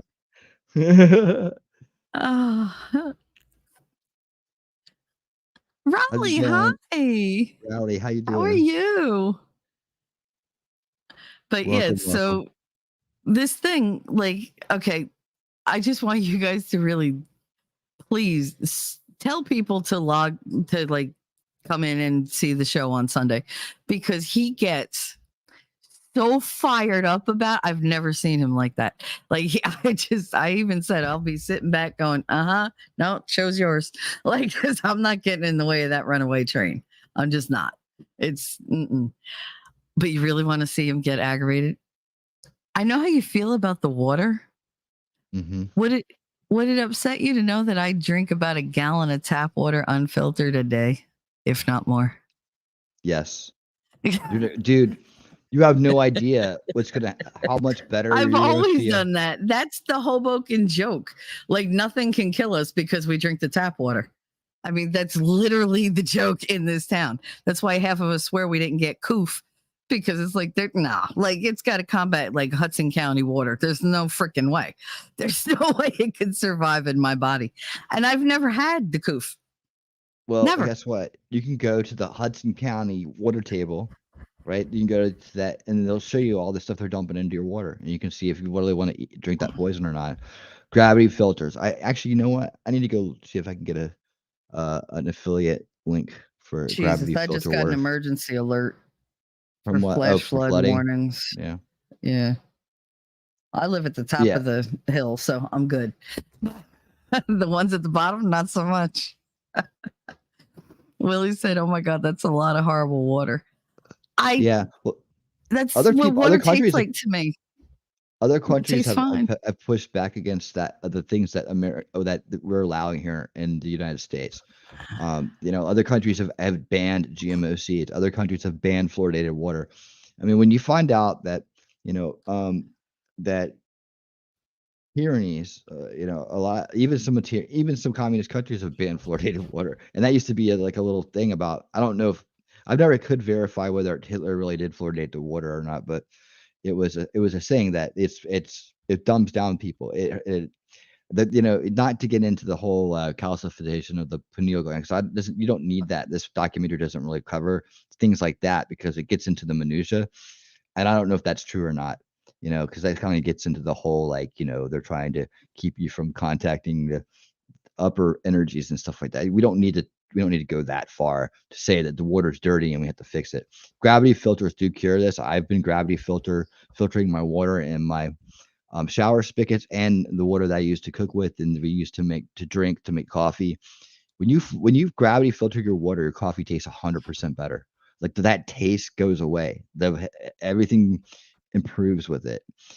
I've been gravity filtering my water since my son was born, at least, and I didn't really drink much water before that. So, but I noticed a difference in my mental state when I started doing that after it kind of cleared out. And I didn't have any more. I refuse to drink any water in a restaurant. I never do. I don't allow my son to drink any water in a restaurant. He knows not to drink out of water fountains. He knows to bring it. I always packed his own drinks whenever he went over to a friend's house or anywhere else. He was responsible and would only drink his drinks. So I've kept him as clean as possible from that poison, and he knows that the tap water is poison. He knows that he's learned it from the day he was born, not to drink the tap water. That's that tap water, sink water is we don't even feed it to the cats. The cats get gravity filtered water, and my cats are Nice. healthy. Yeah. So that it's really key. It's a really key thing. And then when you see I where mean, I just lost a cat this to like sneeze. hydrofluoric acid that they dump in the water comes from, your jaw's gonna hit the floor. You're gonna be like, I can't believe they're doing this to us. And at the very legal level of it, it's called forced medication. So if they want to say, like Edward Bernays taught him how to say, ran the marketing campaign for this, that it's good for your teeth and dentists recommend it and blah blah blah, right? There's no truth to that at all. And the when you realize that where this stuff comes from, this hydrofluoric acid is basically this chemical runoff, and they're just taking it, their chemical runoff, and they're dumping it in the water for us to drink as a way of getting rid of their problem. It's absolutely stupid. The fluoridated water comes from the lead industry. Lead, Mhm. the same ones that told you lead gasoline was good for you, and it was obviously very toxic for children and adults as well, but especially for children. Lead paint. They also are affiliated Mhm. with the asbestos industry that told us asbestos was good for us, right? Not good for us, but not harmful to us. We've learned everything that this group that puts fluoride in water has said to us is a lie. And Mhm. it's actually very very harmful for us. It's almost like they want to hurt us. But without going that far, let's just say they want to profit off of us and don't care about the harm they cause. That will be this Sunday at 7:30 p.m. on my channel with Talking Trash and Truths, and we'll be going through that. Yep, there's the Yeah. Teflon too. I threw out all my Teflon. If I think I have something that's Teflon, I got rid of it, and I'm down to the stainless steel. They're harder to clean, but I do it. I do Mhm. it anyways. I put the extra scrubbing in just for the safety of it. I'm gonna find some stuff that isn't poisonous that works better, but right now that's not top of my list. I can get by with the stainless steel. They're nice looking too. They're nice and silvery. But yeah, Mhm. and the microplastics, yeah, that's environmental. So we'll get around to environmental. I want to do it like what's the real environmental harm that we're concerned about, instead of what is the green, what I call it is green lighting, right? So it's Mhm. gaslighting, but with green, like Yep. using the earth as a way to gaslight us into obedience and giving up our resources. And that's really what it comes down to. What we're going to rope into here and eventually is this idea of full spectrum dominance and what it means. It's basically owning you from cradle to grave, being in control of your resources, your decisions, your thoughts, all that stuff is what this is wrapping up into. And then eventually we're gonna get into the universal laws and stuff like that. But right now, that's where we're kind of going. We're gonna be doing the documentaries on Sundays, and I'll be doing the talks Mhm. and the and the deeper dives and the connections on Wednesdays. So And you for said unveiling rally. it's everywhere, though. They can't get rid of it in the water supply, right? And that's why he does these streams to tell individuals, because if you can't change it at the top, you got to change it from the bottom up. You got to Hmm. make people aware so they raise a stink, because one voice does nothing. Many Yeah, voices can have slight changes, but all our voices, they can't ignore. They we just can can't. we can change it. We can change it. There's gravity. If we can gravity water filter in our own homes to get rid of 99.9% of the pollutants that are in the water, then we can certainly do it on a grand level. In fact, they have systems now you can put in your house, or your entire house will be run through a gravity filter system, and then all the water in every spigot will be clean. I might go as far as to replace pipes, but it still leave filters on some of them. Like, for instance, like I've always had a gravity filter on my shower head. So, well, always. I've had that since. Oh, I've had that since. Oh, geez. Speaking of that, I almost forgot I was heating up some water. Listen to this. Unreal. This is my pot. I know. That's good. Stainless steel, right? I just got a phone call from my Water friend department. Jack Baker, my old vice principal and But principal. I've Weird. always had one on the shower head, Okay. and I've always so when my son was time for him to take a bath, I fill the tub up from the shower head. Right. We've always done that. That's just the way he was raised. And you could have I have a gravity filter right in my kitchen here, and I just fill it up.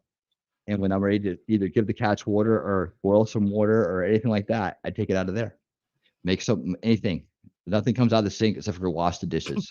It's trash water. Yeah. Yeah, it is. Well, But I mean, we can change it it's in you. always We been a can. badge of honor here. So I mean, we never took tap water That's the seriously. greatest mind control I've ever heard. Mhm. It's, to convince an entire city that to drink the poison it makes you tough. Well, I mean, that's Jersey, isn't I it? think you understand why 'Cause- everybody's crazy there now. Rude. That was so rude. You say you're the one who told me. Is that right? But anyways, yeah. So that's the water issue, and then we get into the food issue. And when you Mhm. learn about these seeds and you learn about the crops that are grown with it, you'll be checking labels for the rest of your life. I guarantee that. You'll be looking for the non-GMO. You'll understand why it's important. You'll understand why you need to vote with your dollars when it comes to eat food.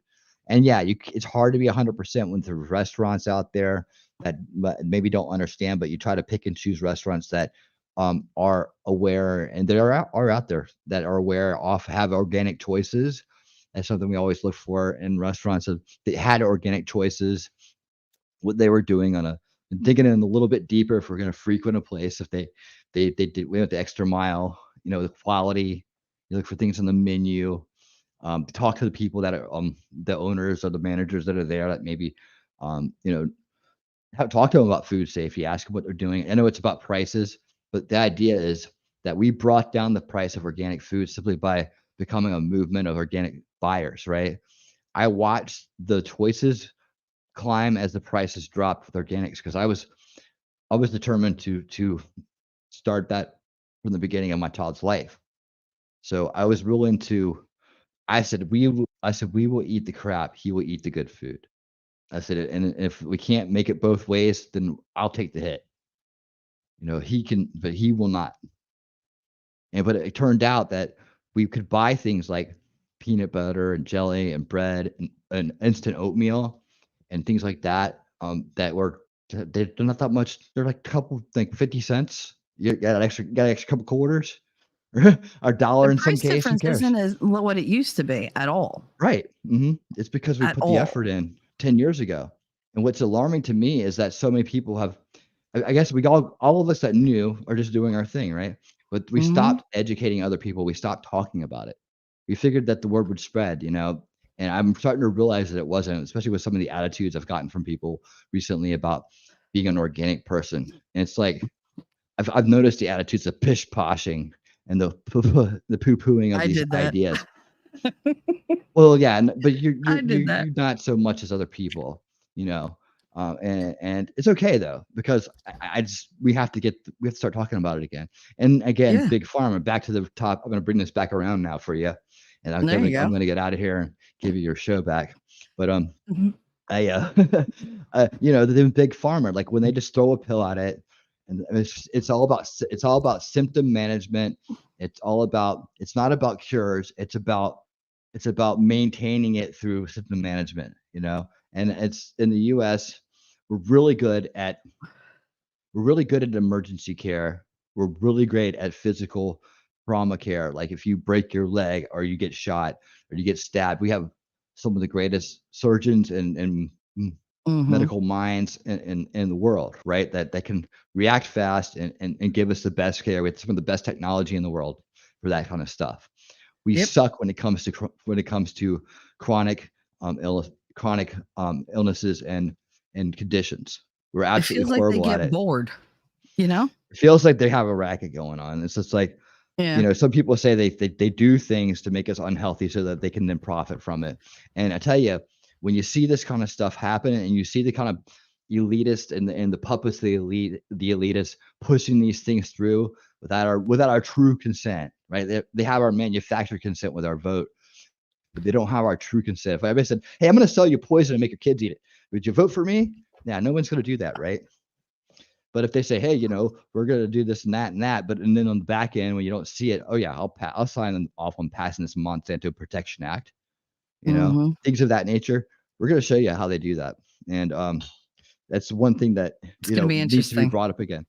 Ron Paul would talk about clean, safe food, and nobody else has sense. We need to get back to that mentality. We need to put it in the front because that's what everyday life, like everyday life.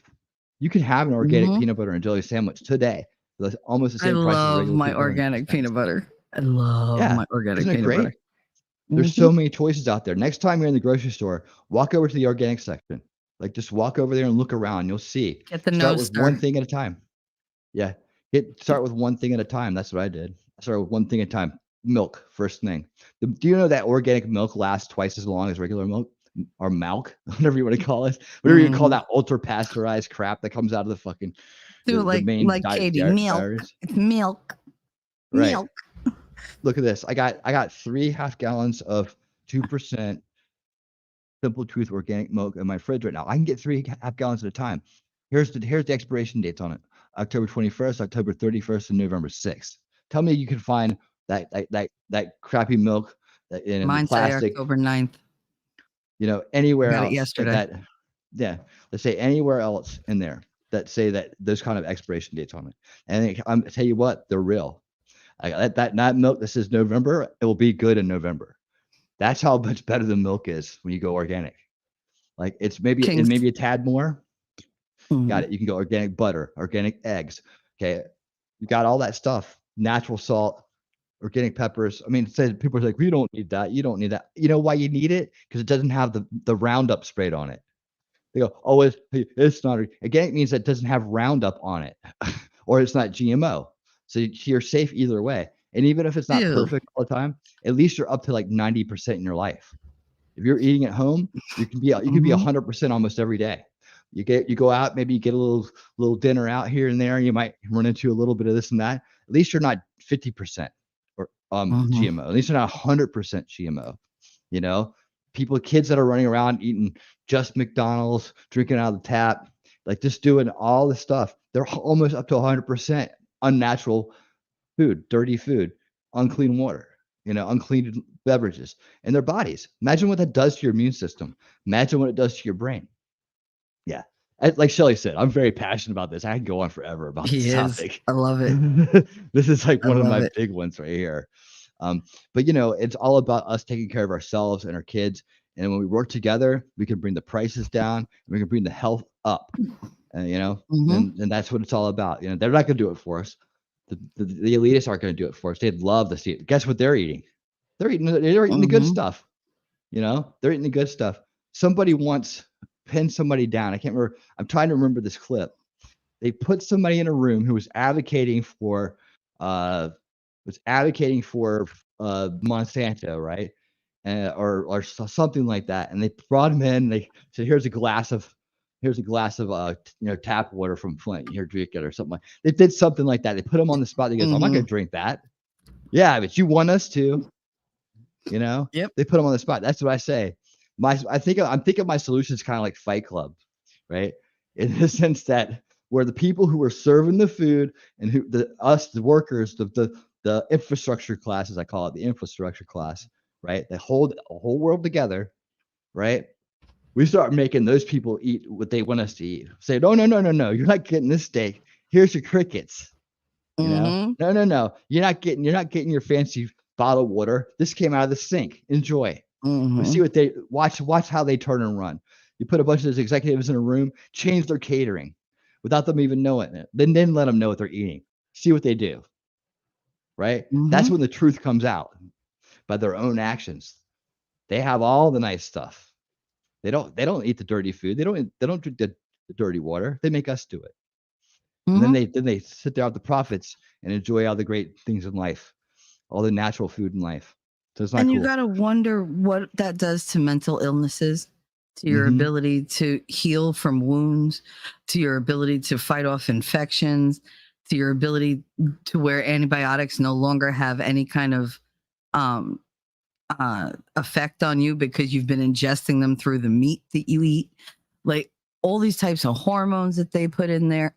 We don't know what they're doing to our systems. We don't know what they're doing to our kids. I mean, we can suspect, but they keep all that information hidden. So Yep. if we can make little changes, we got to make sure they don't have an alternative. Mhm. As long as we buy the crap, they're going to keep selling the crap. You got to switch the tables on them, change their demographics. If they start losing money, they'll start going where the money is. That was in Aaron Brockovich. They gave them the tainted water from Flint, Michigan. Absolutely. That's what she did. She said she had it, specially brought in. And that's what she did to them. And they said that wasn't for dramatics. She actually did that. So, yeah, these people, they know what they're doing to us and they won't do it to themselves. And Mhm. it's terrible. Yeah. And one industry feeds into another. Mhm. And There's no when way that pharma and food is not connected. when that and when that little baby opens their mouth, they trust you to put something that's not going to harm them into it. Even if you're And breastfeeding and you're eating wrong, what are you doing? You're Mhm. not giving them the best benefits.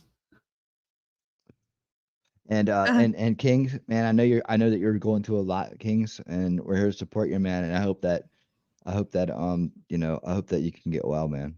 I really do. We This all was, do. yeah, We're all uh, you sending know, that healing energy to you. absolutely. But yeah, so But I wanted to touch on all this kind of stuff because it was very eye-opening last night, and it feels good to have made so much progress toward the better version of me this week. Like I've made so many strides, and I'm going to keep making changes because what I've been doing is not working. No doctors asked me anything about protein intake. All they want me to do is to drink protein shakes until the wound healed and then stop. And that's what I did. And they didn't say increase your protein for your muscles. There was no game plan. None. I mean, they know I'm like my muscles have become extremely weak, but nobody wants to figure out why. They're like, well, you had Lyme. Okay, I had Lyme and now it's reactivated Lyme. But what can we do about it? Oh, well, we don't know. You don't know. Oh, so I'm with you for what? Like, why am I here? Why are you my doctor? And then my doctor left and I got a new doctor. And that's what happens. They turn them over so quickly because the insurance doesn't want to cover this one. So they ship this one out to that office, that office, that office. Nobody knows your history. It's all right there in the computer. They don't do the research. They don't bother to look it up. They expect you to tell them everything that's ever been wrong with you. And I'm like, dude, it's right in front of you. Like, you have all my test results. You have all this shit. Are you going to address this, this, this? They've never addressed the blood clotting issue in my blood that I have increased enzymes for, like extremely high enzymes for blood clotting. Okay. But when I was in the hospital, they gave me heparin shots. Like, all right, you gave me, anticoagulants, you gave me blood thinners, but then they didn't continue that outside the hospital. So what, do they think it was just something that was going to affect me then? Like, they didn't give me any type of advice, nothing to go on. It was just go see this person, go see that person, go.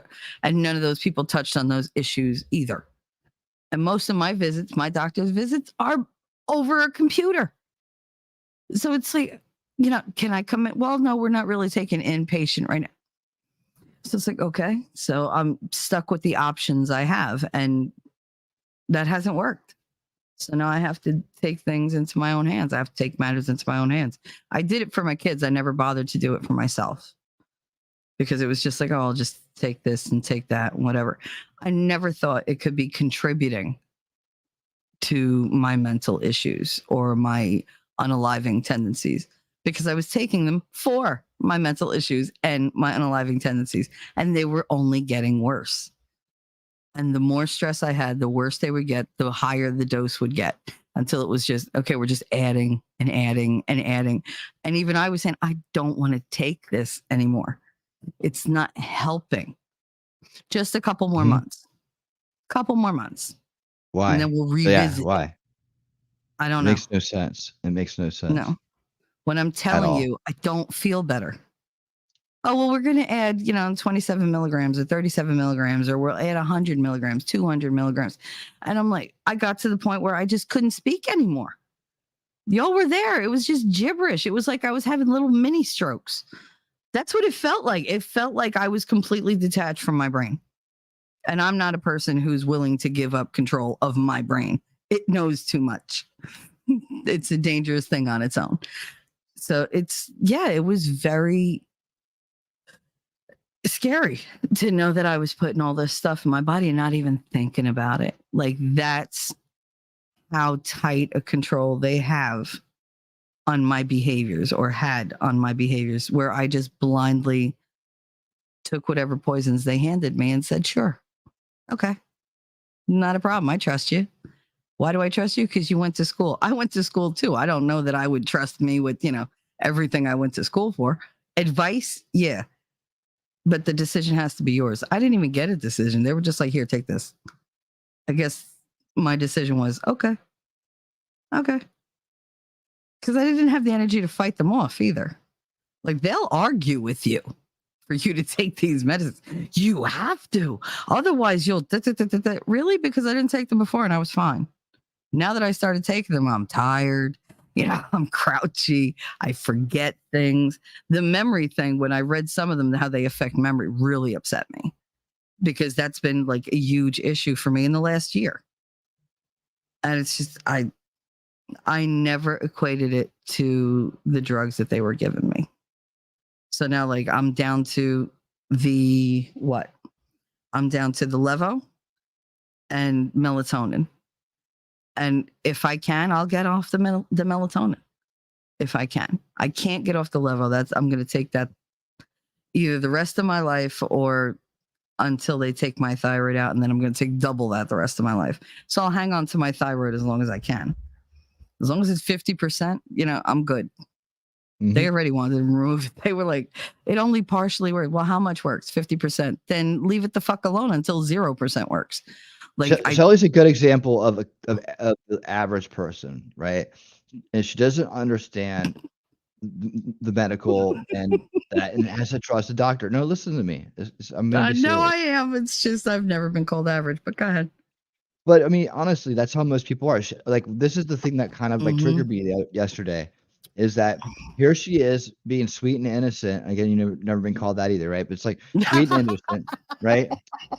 And believing these people, and there they are abusing her. Like that, and maybe they don't realize they're doing it. Maybe they do. It doesn't matter. They're not giving her care. They're not looking out for her best interest, or and maybe in some cases they're just flipping out the scripts because they make money off of it. I know that there's doctors out there that do that. Mm-hmm. Not all of them, but there are. There's script writers. Mm-hmm. There's a whole racket for the brain game of script writers. I know, because I've been to them. Like, they I just have go in too. there like a factory, and you're in and out. You're in and out in 30 minutes or less, right? For Mm-hmm. $100 a pop. No insurance, by the way.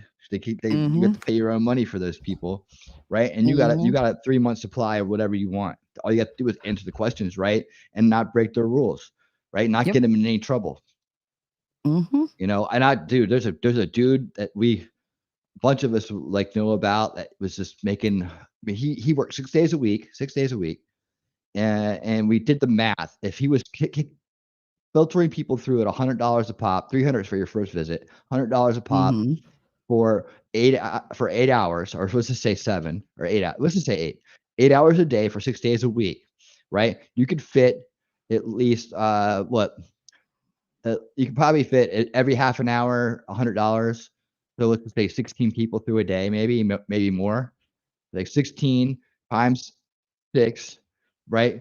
Then you times 4, then you times 12, right? How much this guy making a year? He was making like the sickest money you could ever imagine. I mean, he was making so much money for sitting there writing scripts out, people. Mm-hmm. And that's all he had to do. Mm-hmm. I mean, he was making like I think $500,000 a year doing that. And then Easily. what's his overhead? He was in a little crappy office in a corner of a strip mall. So his overhead Mm-hmm. was nothing compared to that. He had that paid off in this first week of work for the year. Mm-hmm. Probably, something like that. He was making sick money. We have a And lot of those. all those people that came through there, he didn't give a shit about. Oh, Yeah, here no. you go. Okay, here you go. He goes, whatever you Eye want. on So the what, time. how can I help you? What do you want? Just let me know what you want. That's all. That was him. As long as you didn't put him in a position where he could get busted, he was okay with you. You know. And if you did, he'd fire you. He'd say you're fired. Mm-hmm. How dare You you know. step out of line? Yeah, Lady you Autumn did Sky. anything out of line. She said, I only took the meds because after my first set of twins, the postpartum was difficult. By the time I realized that I was taking so many pills, I decided I was done with the doctor's medication. And that's how I started with what did they have me on before? Zoloft? And just one Zoloft. And then they increased it. And then she was like, yeah, that's not working. Instantly stopped me, threw me on the GABA, and then threw me on the Effexor. And it was just like, yeah, it made a difference, but I was not myself. Like I was all over the place. My brain wasn't working right. I was forgetting stuff. I was highs and lows were ridiculous.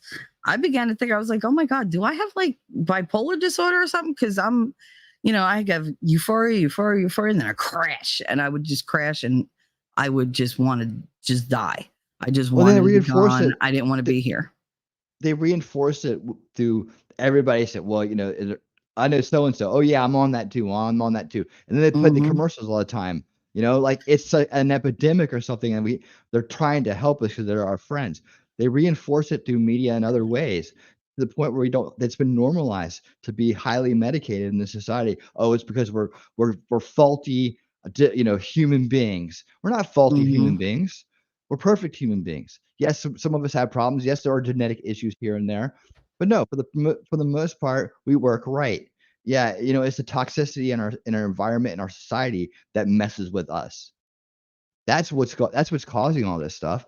It's the cycle of abuse through physical and mental means, right? That's what's going on. It's the corruption that's out there that's causing us to have these disorders. Like think about the disorders that are going on mentally, learning disorders, right? From the autism to the ADHD to the everything else, right? These things have been on set. There's a curve of this going on. It's not just like we've always been like this. Nobody in my family had ADD. I was the lucky one to get that, right? I Mm-hmm. was. I was the lucky one, right? I was the first one. And it's like I'm sure that maybe some of the second cousins and whatnot have come along and they've been prescribed that stuff or whatnot. I don't know, but it was me.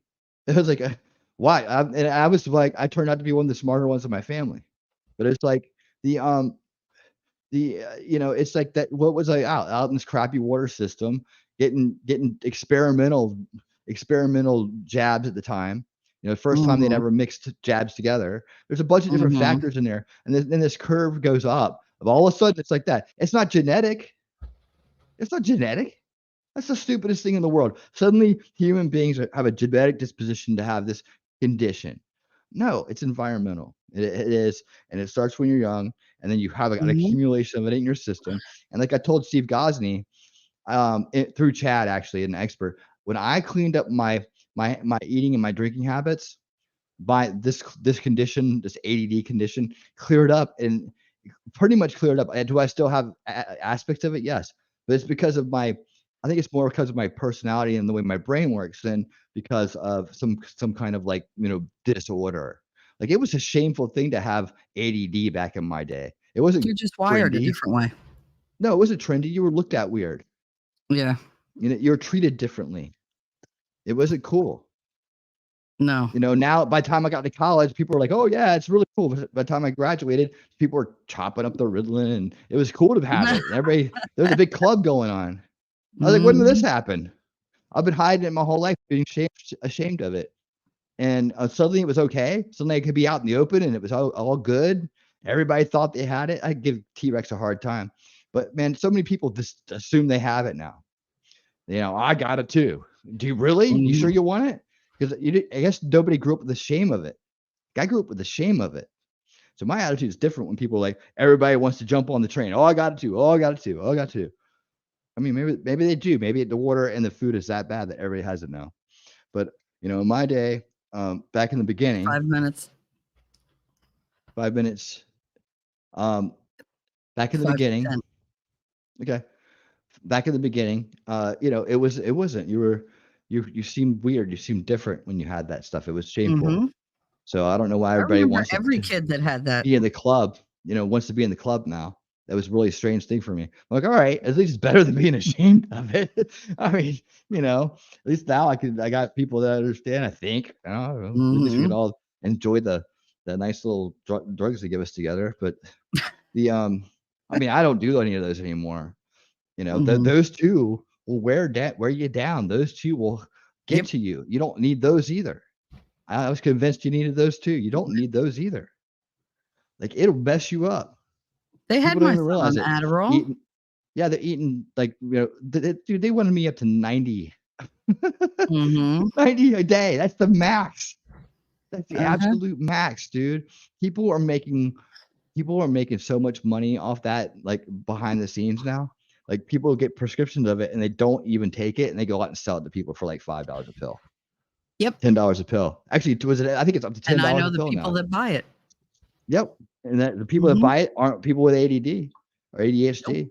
You know, no, they're doing it for the hey, let's stay up all night. Hey, it's like, oh, I can study better on this. Yeah, you sure can. And you can grind your teeth down too, and you can not Mhm. eat, and you can, And you and could be a have sweaty, disgusting mess because you're walking around with your eyes bugging out of your head, like, I'm fine. I'm fine, really. I'm fine. And you're just like, no, you're not. Like, you look crazy. What is wrong mhm. with you? Yeah, and they don't even realize it. They think they're just on top of the No, world. they think they're fine. They think they're Mhm. absolutely fine. I'm like, you realize you're sitting in front of me twitching. Like you're literally twitching. You have a million ticks going on right now. Do you not look in the mirror for like any period of time? It's true. They Yeah, they that's just scarf legalized. it We down. legalized it.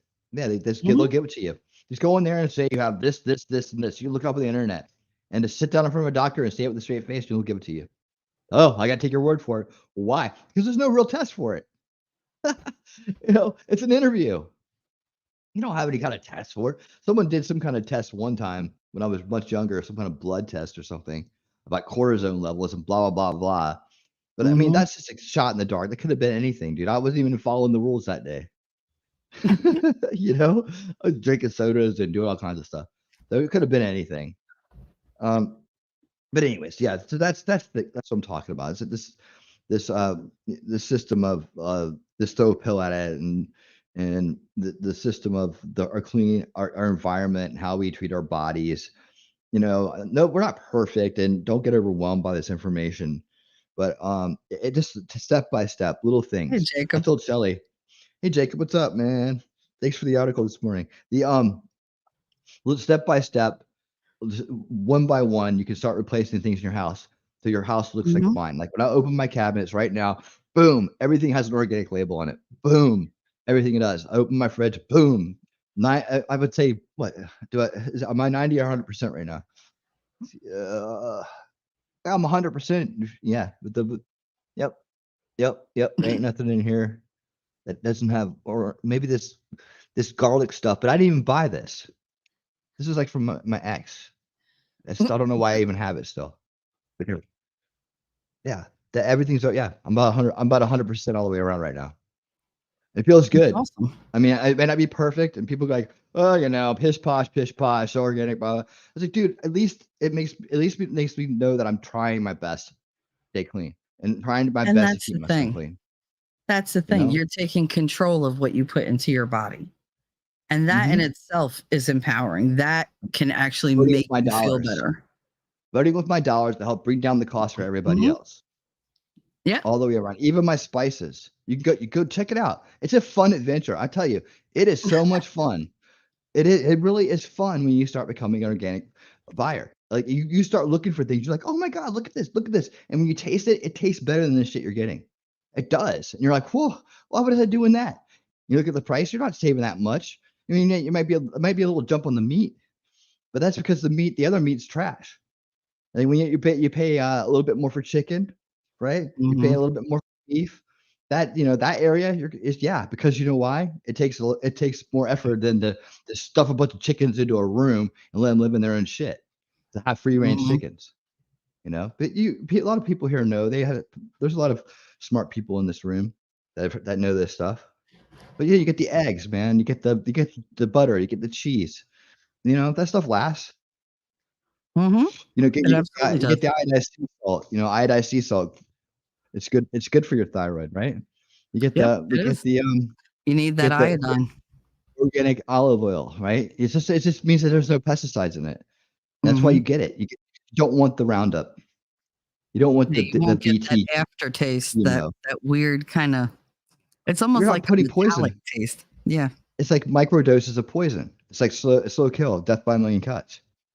Mm-hmm. So, anyways, that's my rant. You're going to hear much more of it on Sunday. I'm going to save the rest of it. Yeah. I get it. I do. I'll just keep Could be like going. a whole I'll keep. series for him. I know him. I, He's not going to be it's able to let it go. important because it's hurting people, and It is. It absolutely is. it's hurting innocent people. Just like the doctors were shoveling pills at Shelley, and she innocently was going along with it because they're the white coat experts who went to school for it. Like what you don't Mm-hmm. realize is a lot of these white coat experts that went to school for it can be just as compartmentalized as anybody else, Mm-hmm. right? You got to really vet your doctors, and they Yeah, may they be don't nice care people, anymore. but they may not look. When I asked my doctor, my son's pediatrician, who is a guitar player and a friend, I got special treatment because of the musician thing with him. He said I had backstage access, so I could call him anytime for anything, no matter what, and he would help me out because I helped him get many gigs, and he was cool with me like that. But when I asked him, I was like, hey man, why so many shots at such a young age? And he said, I don't know. And I Mm-hmm. said, well, then it's a business decision and we're not going to do it. He said, okay, didn't care. But because I do advocate for him, maybe for this or that. And I think I would like to see him get this and that. I was like, well, why so many so soon? Can you get them at any time, any age? Is there a reason why you can't get them at 12 or 15 or 20? He's like, no. I was like, well, why would they give them so many at such a young age when they're so small? You know, Mm-hmm. I don't know. He had no answers. And this is a Yeah, smart they don't have man. any answers This is a smart man. This is not a dumbass. This is somebody I like, because they you told know? us to. Because they set the Yeah. schedule. Who's they? And Like, who is this they? Where'd they get their research? that one question, as far as I know, may have set him in a different direction about things. May have set him into a research thing. He's, you know what? I should know these questions when my patients Mm-hmm. uh, ask me. I don't know because we didn't have him much longer after that because he was for the little babies. Mm-hmm.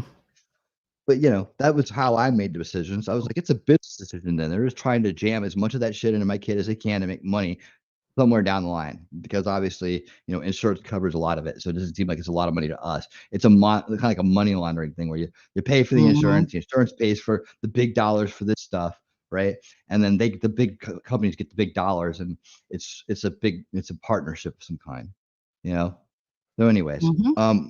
that's what that's my contribution for today. Shelly, I'm glad that you're stepping into health and wellness for real in a real I know. way. And I'm happy that we did that yesterday and that we found that you don't need most of that stuff and that you're gonna be just fine because I think it's gonna speed up your recovery and get you up and hopping around and going on adventures before you know it. I hope so. So we'll see. That's what we're shooting for. Yep. And like Rabbit said, I'm lucky to have you because I would not have done that on my own. It wouldn't have even occurred to me. So I thank you for that. They Yeah. were financially Yep. incentivized to overprescribe opioids for pain, even when not necessary. The addictive characteristic was known to the producers. Oh, yeah. Oh, yeah. They all knew. That's why they didn't take it. There you And I go. turned down opioids a year ago. The doctor was very like, here, just take that. No, I don't want that. It's like, well, then I don't know what to give you. Okay, then Tylenol it is. So it's like, all right. But you have to go to work. Yep. I have late meetings today, but I still want to do some stuff before then. I'm gonna get Okay. going and change I my was worried my that frame. we I were like still will be infringing. listening. No, I have a later meeting today, and I didn't have my 9 a.m. today. So, but yeah, there's some stuff I want to go and do beforehand, and some other things I want to look into. So, but I'll be listening in the background and watching out for any kind of ruckuses or anything like that. But anyways, but they don't come around here no more. All right, No, hey he's guys, always got my back. I'll be back Saturday night. I got Strategic Eyes on at 9 Mhm. p.m. It's gonna be fun. Eastern. Yeah, he's awesome dude, man. I can't wait. He's got a whole crowd too over there. Hopefully they come and Mhm. they join us. But it's gonna be fun. I like him a lot, and we're gonna have a great conversation. And I will ask some questions, and I want you guys to have some questions for him too. How often do you get to have a police officer on that you can just ask questions about? He does more than that. He chases down some seriously bad guys now, the ones that hurt your children. So um, Yes. that's some of the stuff I'm gonna ask him about too. I'm gonna we'll see. It's gonna go good places, I guarantee you that. But anyways, guys, Shelly, thank you so much. Have a great day, darling. Thank And you. I'll talk to you in a everybody little out bit. there, till next time, y'all keep on winning. This is a friendship that'll never ever end.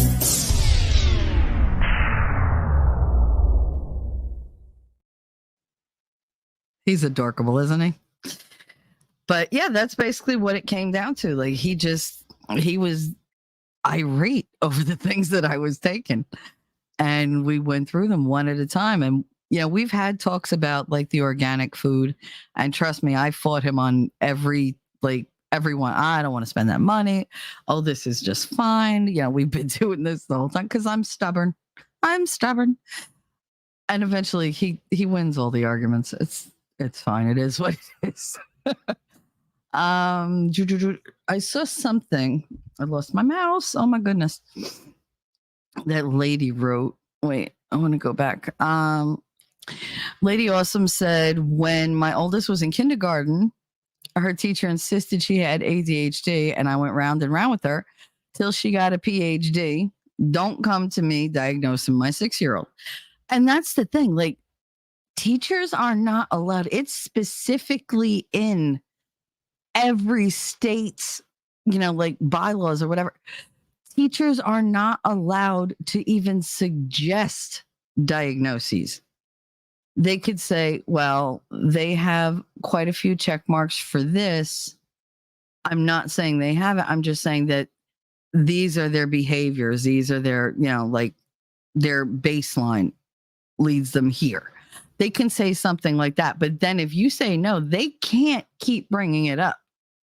It's harassment and it's infringing on the child's, raising. Like, they're not supposed to bring up any kind of like medical diagnoses. They're not supposed to make guesses. It's not their place. And for some reason, like, a lot of teachers have stepped out of this place and done these things. It's so much. She said my oldest is around T-Rex's age. With Connor, they had put Connor on clonidine when he was in kindergarten to get him talking because his mind was so full of thoughts he couldn't pick one. Between the Asperger's and the ADHD, they were butting heads, and he was getting really aggressive because he couldn't talk. He couldn't pick anything to say because there was too much to say. And they put him on this, and yes, he was talking, but he also, like, he was 40 pounds in like second grade. And then they put him on this other thing, like, to make him sleep because the clonidine was like, no. And they were the two pills together. I can't even remember what the hell it was called. And he gained weight so fast. So fast. He was ravenous on these pills. And I mean, he gained like, I'd say like 30, 40 pounds in maybe a month. And I insisted they take him out. And then no, he can't. And it came down to, you will keep him on these pills or we have to contact like CPS. And I was like, are you kidding? So he stayed on the pills because that's how they threaten you. That's how they get you to do whatever. I've noticed your child is a boy, and I highly recommend ADHD medication. Yep, my son was on Adderall. He was on Abilify, which is for bipolar, which he does not have. And you also are supposed to check that every 3 months when you first start taking it to do a blood test to see how it's affecting the blood. And they never did that. I didn't even know that was a thing. And they also gave him Zoloft, high doses of Zoloft in the beginning. And I was like, that's way too much. Like I couldn't in good conscience give him that. I said, we'll start at the lowest and work our way up. And so we start on low doses of each one. The Adderall he kept, it was 5 milligrams 3 times a day. I gave it to him in the morning before he went to school, and the school gave it to him at lunchtime. And I didn't give him the afternoon dose because he was home and didn't freaking need to concentrate with the drug. Like he could do it just on his own. It was his house. He was comfortable there. T-Rex, good morning. Good day. Hello, hello, hello, hello. So you just woke up? That's great. I feel like I just woke up too. King said I was literally a zombie on the Dalatin pain meds that they first had me on. Oh yeah. They like to hit you with the hard stuff first. It's so weird. Nobody starts like gradual. They're like, oh no, you have to hit them with the big dose. And it's like, no, I'm good. Don't make me silly. And then they took him off the Zoloft because it wasn't working for him. And then they put him back on the Zoloft because the other thing that they gave him wasn't working for him. So it was just like, all right, so he's taking these medications for things he doesn't have. Once we went into the lockdown, he didn't need the Adderall. So that I didn't even bother filling that script. And for the Zoloft and the Abilify, they weren't doing anything except, just making him hungry all the time and really, really lazy. Like he would just not want to do anything. And when he did have a meltdown, he had a huge meltdown because he couldn't regulate his own emotions because these pills had control over everything he was doing and feeling. So I gradually removed one, then I removed the other, and then I removed the other. And I made sure he was home with me the entire time. So I watched for whatever, reactions he might have. And he just got better and better. And we would have days where he'd have like a meltdown, but he'd be able to bring it back so fast. Like as long as I could reason with him and I didn't lose my cool, he was fine. And now it's been over a year since he's had any medicine at all besides like the occasional Tylenol. Because I don't know why my son can sleep on a wall, face first on a wall with his lower body on the bed. And it's just like, how do you sleep like that? How are you comfortable? And then he'll wake up and be like, my back hurts. I wonder why. Like, it's like, I wonder why. T-Rex said, my parents made me take the meds till the day I was 18, 180 milligrams, not metadate, CD, whatever. I don't know that. Basically Ritalin or Adderall, Strattera, and a myriad of other antidepressant mood stabilizers. I was on them since I was 5. My parents said, you can stop on your 18th birthday. And I did. They're lauded. Yeah. Sorry. Lady Awesome said, I can. Yep. However, my oldest is a girl. And after much research, I got her into a dyslexic research study at Middle Tennessee State University. And that helped so much. She wasn't ADHD. She was dyslexic. There's so many kids that were in my classes that they would say, oh, they have ADHD. And instead, they did all have learning disabilities, like every one of them.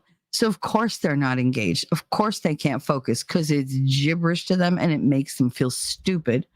And then they feel all the other emotions like shame and whatever. And then they're mad, and I get that. I get that. The misdiagnoses are crazy. Absolutely crazy. Because right away they think, oh, they're hyper. I don't know any kids that aren't hyper. Occasionally you get one like Katie that's like, yeah, no, I'm chill. She was always just very chill. She didn't care. But I never had kids that didn't jump around and talk, inappropriately, like out of place, not inappropriate speech, but like inappropriate timing. Yes, kids have a hard time taking turns. That's why you teach them. That's why you practice. That's why you model the behavior you want them to adopt. Like they can't just do things. I always say, what do you think? I was born with the knowledge?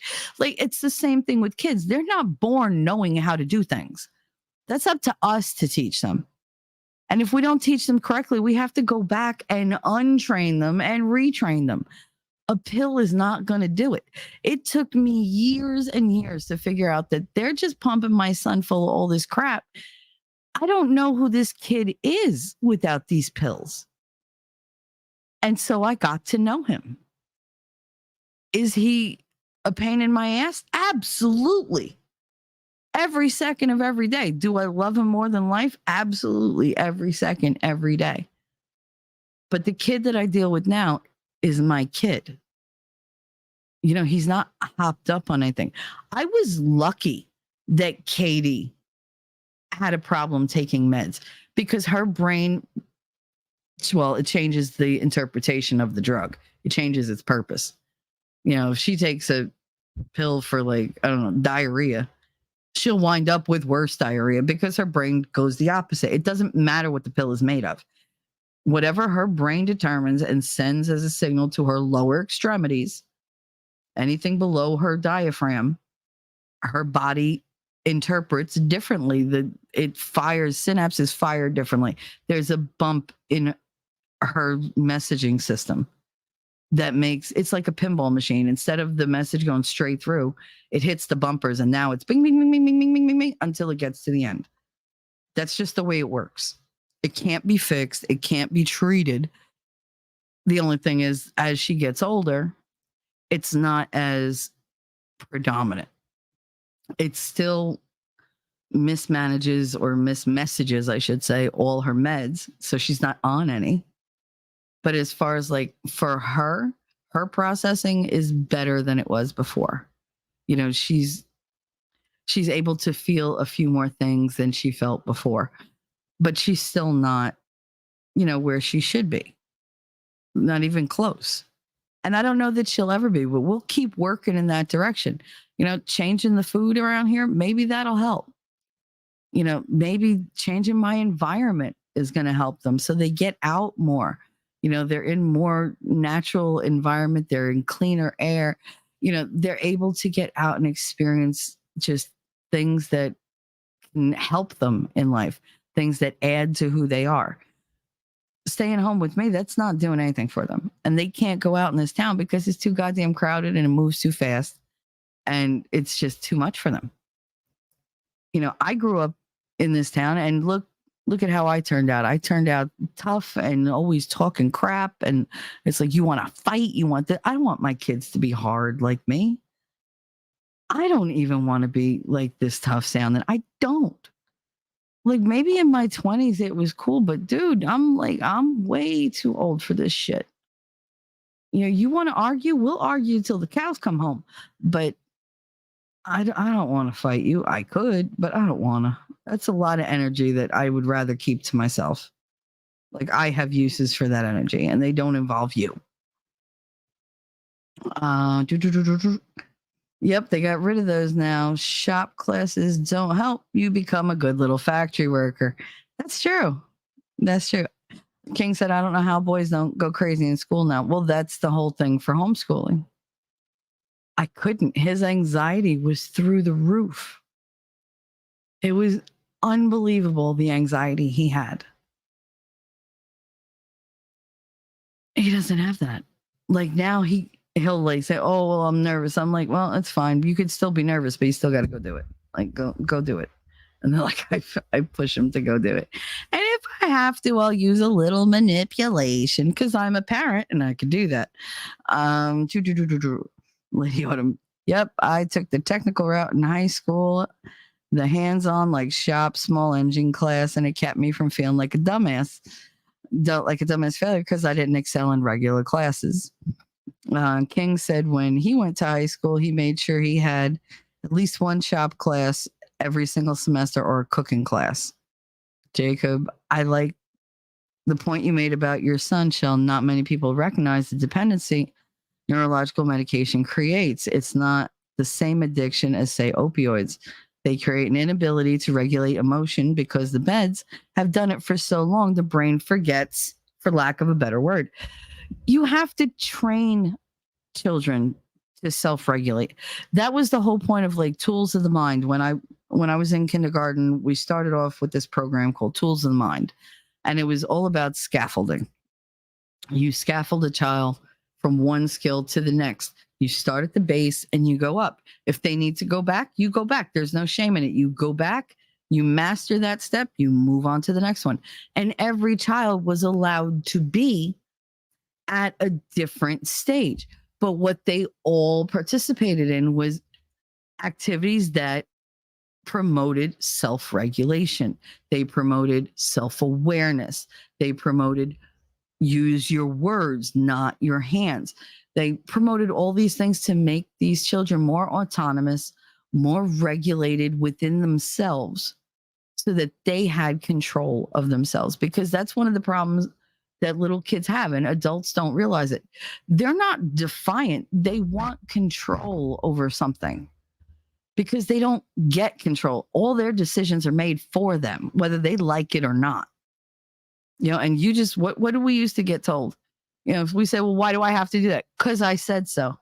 That worked on my generation. Because I said so was valid enough. And sure enough, as I got older, that was pretty much what I went with my whole life. The doctor said to take this. Why? Because I said so. Okay. Like that was because I learned to just not ask the questions.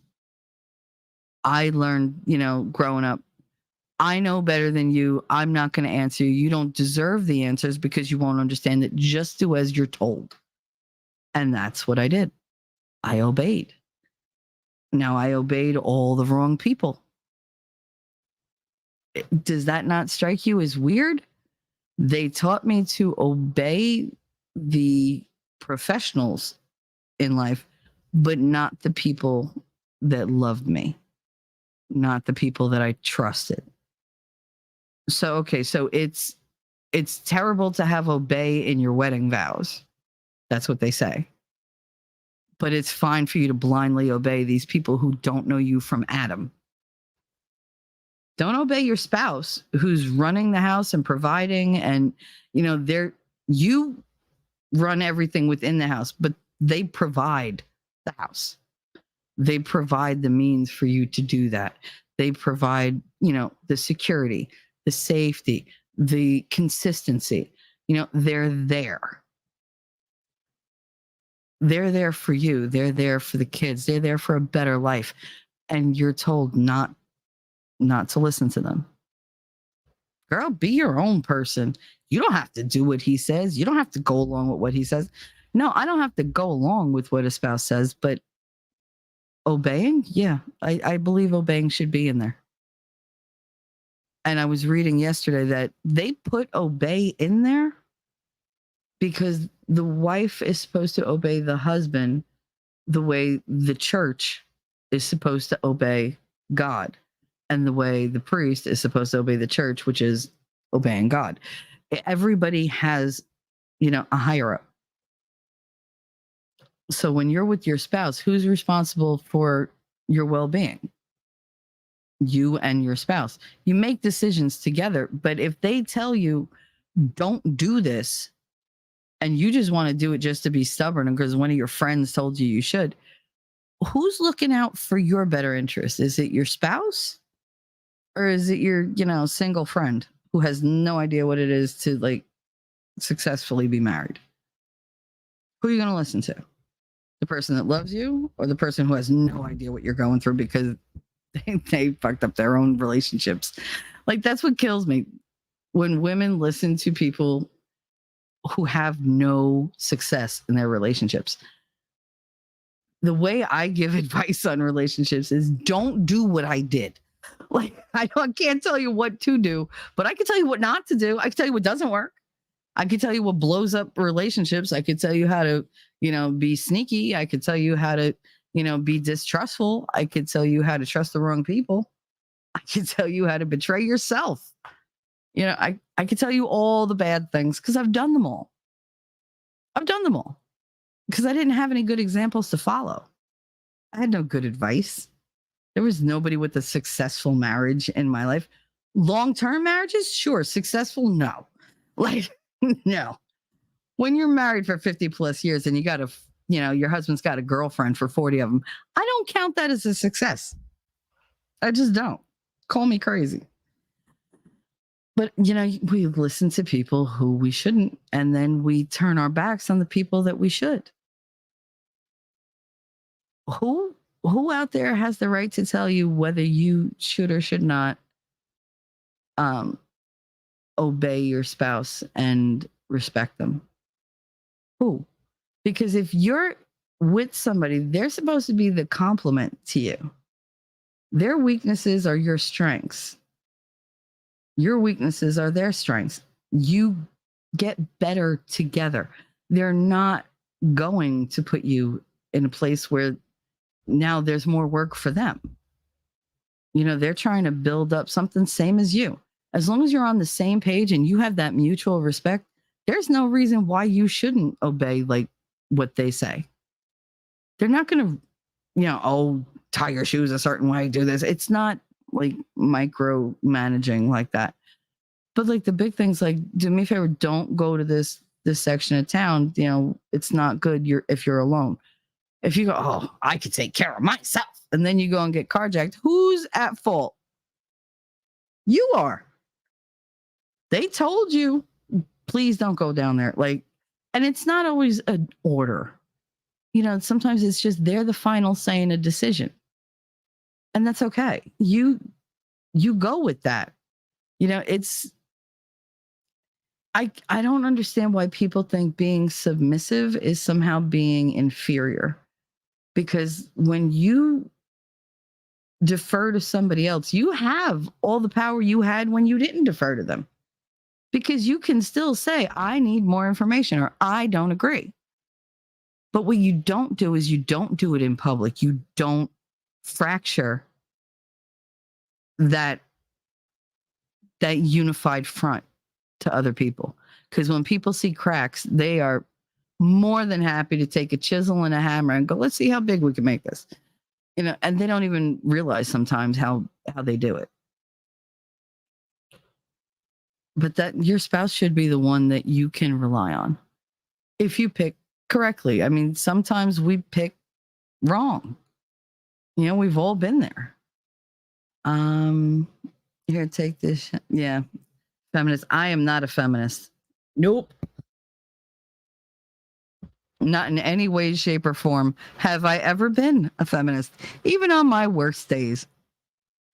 My grandmother, she talked about it. My mother was all, yeah, no, we can do it on our own. Blah, blah, blah.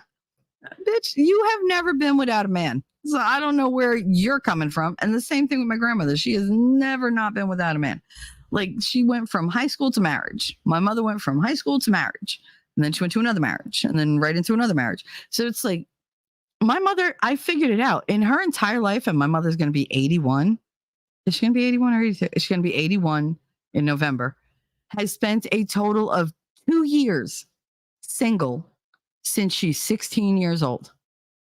2 years. Now, she's not a raging beauty. Far from it. You've heard my mother. You've met my mother. So it's like, I don't get it. She's not funny. She's not smart. Personality's lacking. Like, she's very needy. Very like, oh, I didn't know. Like, very damsel in distressy. She's the exact opposite of me. And that was by design. I made sure I was opposite of my mother. But yet she has been in relationships her entire life. I've spent the last 20 some odd years by myself. because fuck it. I got the kids. I just was not good at picking, mates. So I just stopped. Because why? Why bother? And that was stupid on my part because I wasted so many years where I might have been able to, have my babies like I wanted. I might have been able to have the relationship that I wanted, but it didn't work out for me.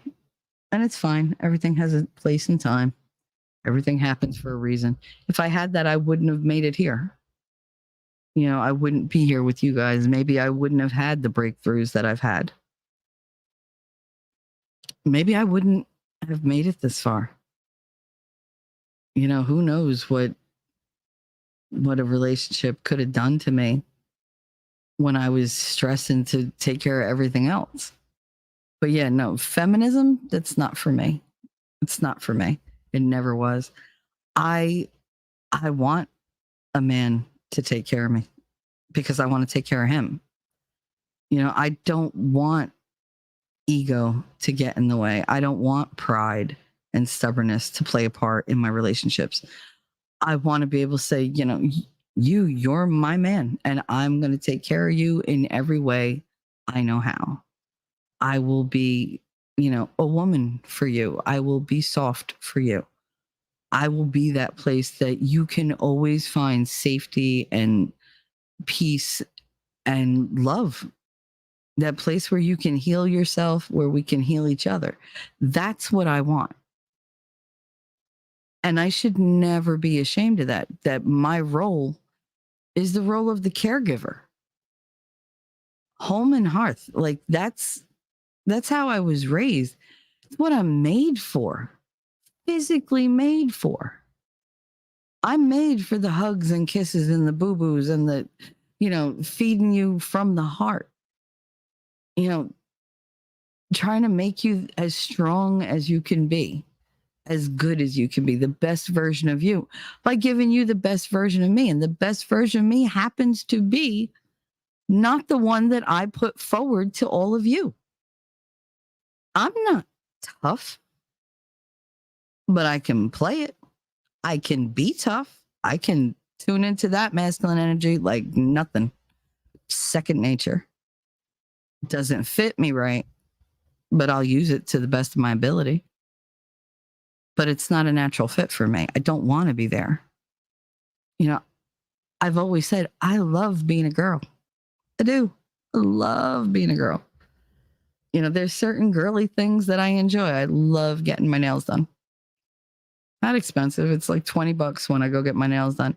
But I just love the whole process and the whole, just, okay, what else can we do? All right, let's go get prettied up. I love that. I don't do that because there's nobody to do it for. I would never do it just for me. No, I want to be, there with somebody who appreciates, that I did my hair that day or my nails look cute or, I don't know. I got weird and put on like a toe ring just to, see if they notice.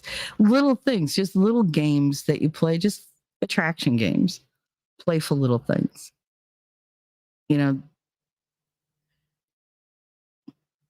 That was always who I was. And I never got to be that. My husband didn't appreciate any kind of gentility on my part. He never opened a door for me. He never pulled out a chair. If he pulled out a chair, he was pulling out a chair so I'd fall, not so that he could help me sit down in a dress or something. There was no accounting for any kind of femininity. I wasn't allowed to be feminine because I had to do his job because he wasn't capable of doing it. He couldn't be the man of the house. So that had to be me. And I didn't like that. I didn't want to do that. I've never wanted to do that. You think I set out in life going, hey, I hope I'm all on my own in this journey, raising kids on my own. No financial or any kind of physical support by their fathers. Nobody in my corner. My family won't talk to me. Yeah, that's the isolationist life that I'm choosing. No, that wasn't how I started out. It really wasn't. That's just where I wound up. And it sucks. And I don't like it. Can I change it right now? No. But I'm getting there. My heart opens up a little bit more every day. I feel stronger every day. I feel smarter every day because every day is a chance to learn. And that's my thing. I'm learning to not be so abrasive. I know it's a very long journey. Just bear with me. I'm learning that I don't have to be the loudest. I don't have to be right all the time. I don't have to be stubborn. I can sit back and go, okay, shut your mouth, open your ears, and just listen. Oh, Lord. Come on. Because I deserve good things. I am entitled to my share of happiness. I refuse to beat myself up. I am an attractive person. I am fun to be with. Because I'm good enough, I'm smart enough, and doggone it, people like me.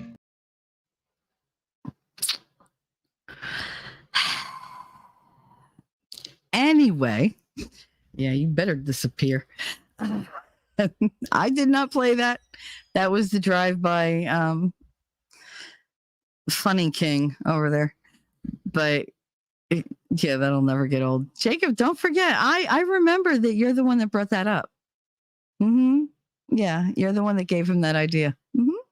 Yeah, I will not be forgetting that anytime soon. Just saying. T-Rex says it doesn't even have to be full submission to respect, or at least fully consider the opinion of your spouse or your significant other. Like maybe they have an outside perspective that you haven't considered because you really, really want to do the thing. And that's the thing. If I really, really want to do something, there's no force in this world that can stop me. I need there to be a force in this world that can stop me. And the only thing that will stop me is someone that I truly trust and that I love. And if they can stop me, then they will. I will give them that power because I know I don't have the ability to stop myself sometimes. I am my worst saboteur. Like I'm my own worst enemy. King said, I've given up on finding someone. Shrugs. Yeah, I did too. Forever. But you don't know what's down the road. You don't know what people add to you. You don't know if something is waiting or if something's around the corner. There's a lot of possibilities open to me now that I've never had because I'm willing to take the risk. I'm willing to be open to them. And I'm willing to adapt into my more natural self rather than the things that the world has made me into. Because I know who I am, but I know who I have to be to survive. Those are two very different people.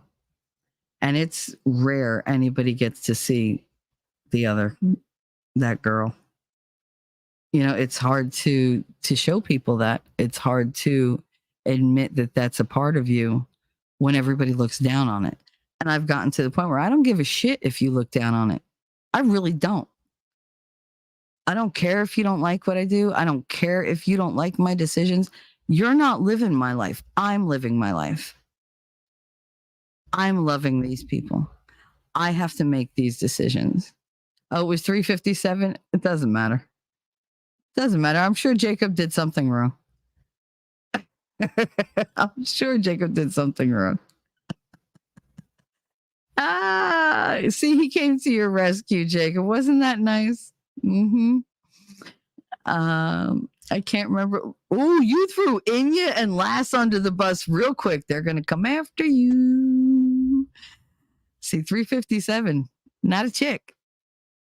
Nope. Not a chick. Right away, you blame the women, Jacob. Ah, girls, you got to go get him for that. You know what you got to do. You know what you got to do. It's all right. We'll get you. It's all right. Thank you, Winning, for the correction. But we're still going to get you, Jacob, because you threw our girls under the bus. That was not nice. And I'm not one for like female solidarity or whatever. I just think on my own. But that was not nice. I'm just giving you shit. It's fine. You're fine. I can tell he's like sitting there all nervous, like, oh shit, what did I do? You didn't do anything. I'm just fucking with you. Because I can. And I'm just in a really good mood. I'm in a really good mood. It's Friday. It's the end of the week. It has been the longest week for me. And I'm so happy for it. And I'm so grateful. And you dang gotta work cold. Missed something funny. You missed Jacob throwing you and Lady Awesome under the bus for saying something about I don't even remember what I'm blaming him for. What was I yelling at you for? See, it's not that important. What was it? Damn it. Oh, for the stupid. It was for the I am special kind of like thing, whatever it was. That damn clip that freaking Winning made. I can't. Like, he just did a drive-by, dropped it, and left so that I couldn't yell at him. You pain in the neck. Yeah, you are a pain in the neck. No, you didn't say it. 357 said it. It was the whole, what's his name? Stuart, whatever. I forget what his fucking name is. The Saturday Night Live skit. I'm not playing it again, so you can just suck it. I'm not doing it. I'm not doing it. I'm sure one of the little Keebler elves will just pop in and friggin' do it at some point, like you did before. But no, I'm not doing it. So you can move on. But no, I'm just so happy. It's disgusting, like how good I feel. And I know I still have like all that stuff in my system, but the fact that I made a decision to move away from it, finally, that's got me over the moon. It really does. Because I've made so many good decisions this week. I should have decision fatigue, but luckily I have help. So I don't. Stuart Smalley. There you go. Thank you so much, Kings. Fuck. Anyway. Yes. God darn it. People like me. Like, I can't. I got to find my yearbook because we had a religion teacher called Mr. Uriarity. And he would, let's get together, ladies. What are you doing, ladies? What's going on? Let's everyone have a seat, please. I will not shout. You will not get my blood pressure up. Like, he was very like, zzz, very prissy. And was the big bubble butt, and it was always sticking out. And he had the cardigan every day, and it was always like the V-neck sweater or the V-neck cardigan, and the two fingers together as he spoke, and he had that little lisp. It was just like, and I never thought of it. And when I saw that SNL skit the first time, I was like, oh my God, holy shit, somebody had Mr. U as a teacher because they made him into a character. I swear to God, it's him, right down to the haircut. Right down to the haircut. The only thing he's missing is the glasses. Like, that's the only thing. And I mean, sometimes Mr. U took the glasses off, but I mean, this guy was like Mr. Priss.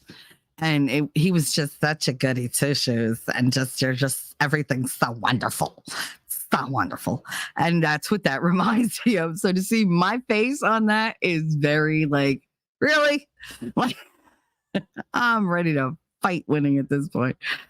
But lady, I'm good enough, I'm smart enough, and doggone it, people like me. Al Franken was hysterical. I mean, I think he's more hysterical as a politician, but still, like he's Minnesota, right? Like he's a politician from Minnesota. Is that where he's at? Or he was? I don't, or Michigan or Wisconsin. I don't know. One of those three upper states, one of the toes of the foot. Please make sure that stopping any of them suddenly won't cause seizures or worse if you're stopping medications. No. So the anti-seizure medication is the gabapentin, which, like I said, they bumped me from 300 a day to 900 a day. And it made me crazy. And it really, it felt like my brain wasn't connected to the rest of my body.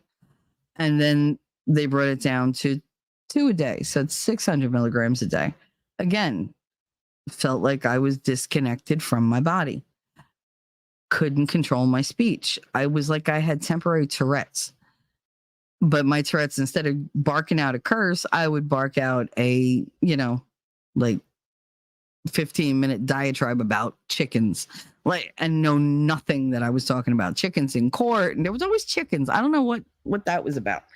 But yeah, so then when I came home, the 2 was still too much. I could not concentrate. So I bumped it down to the 1 to 300 milligrams. And I did that 1, 2, 3.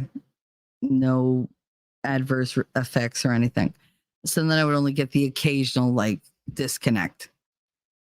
And now I have 2 days with 3/4 of a pill each, because they're the powder. So I was able to open them up and pour powder out and make smaller doses. So there's 2 days that are 3/4 pills. There's the next 2 days are half pills. And the next 2 days, 3 days after that are quarter pills, and then nothing. So we'll see what that does. I stopped the Effexor. I stopped the Lipitor. They'll be out of my system pretty soon. The Effexor doesn't really maintain a level. It's not good. But I mean, all these things that they gave me for depression caused me to be more depressed.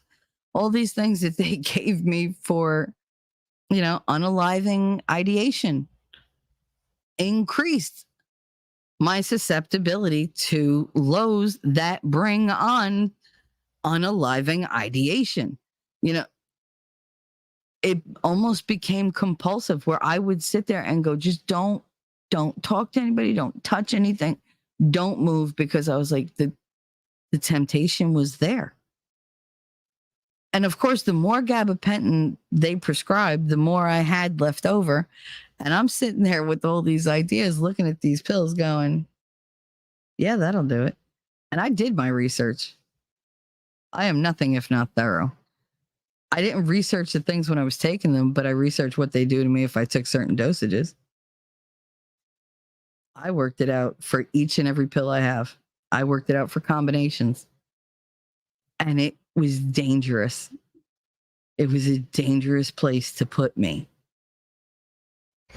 Because when things get bad for me, we discussed it with the complex PTSD. I've always had catastrophic thinking.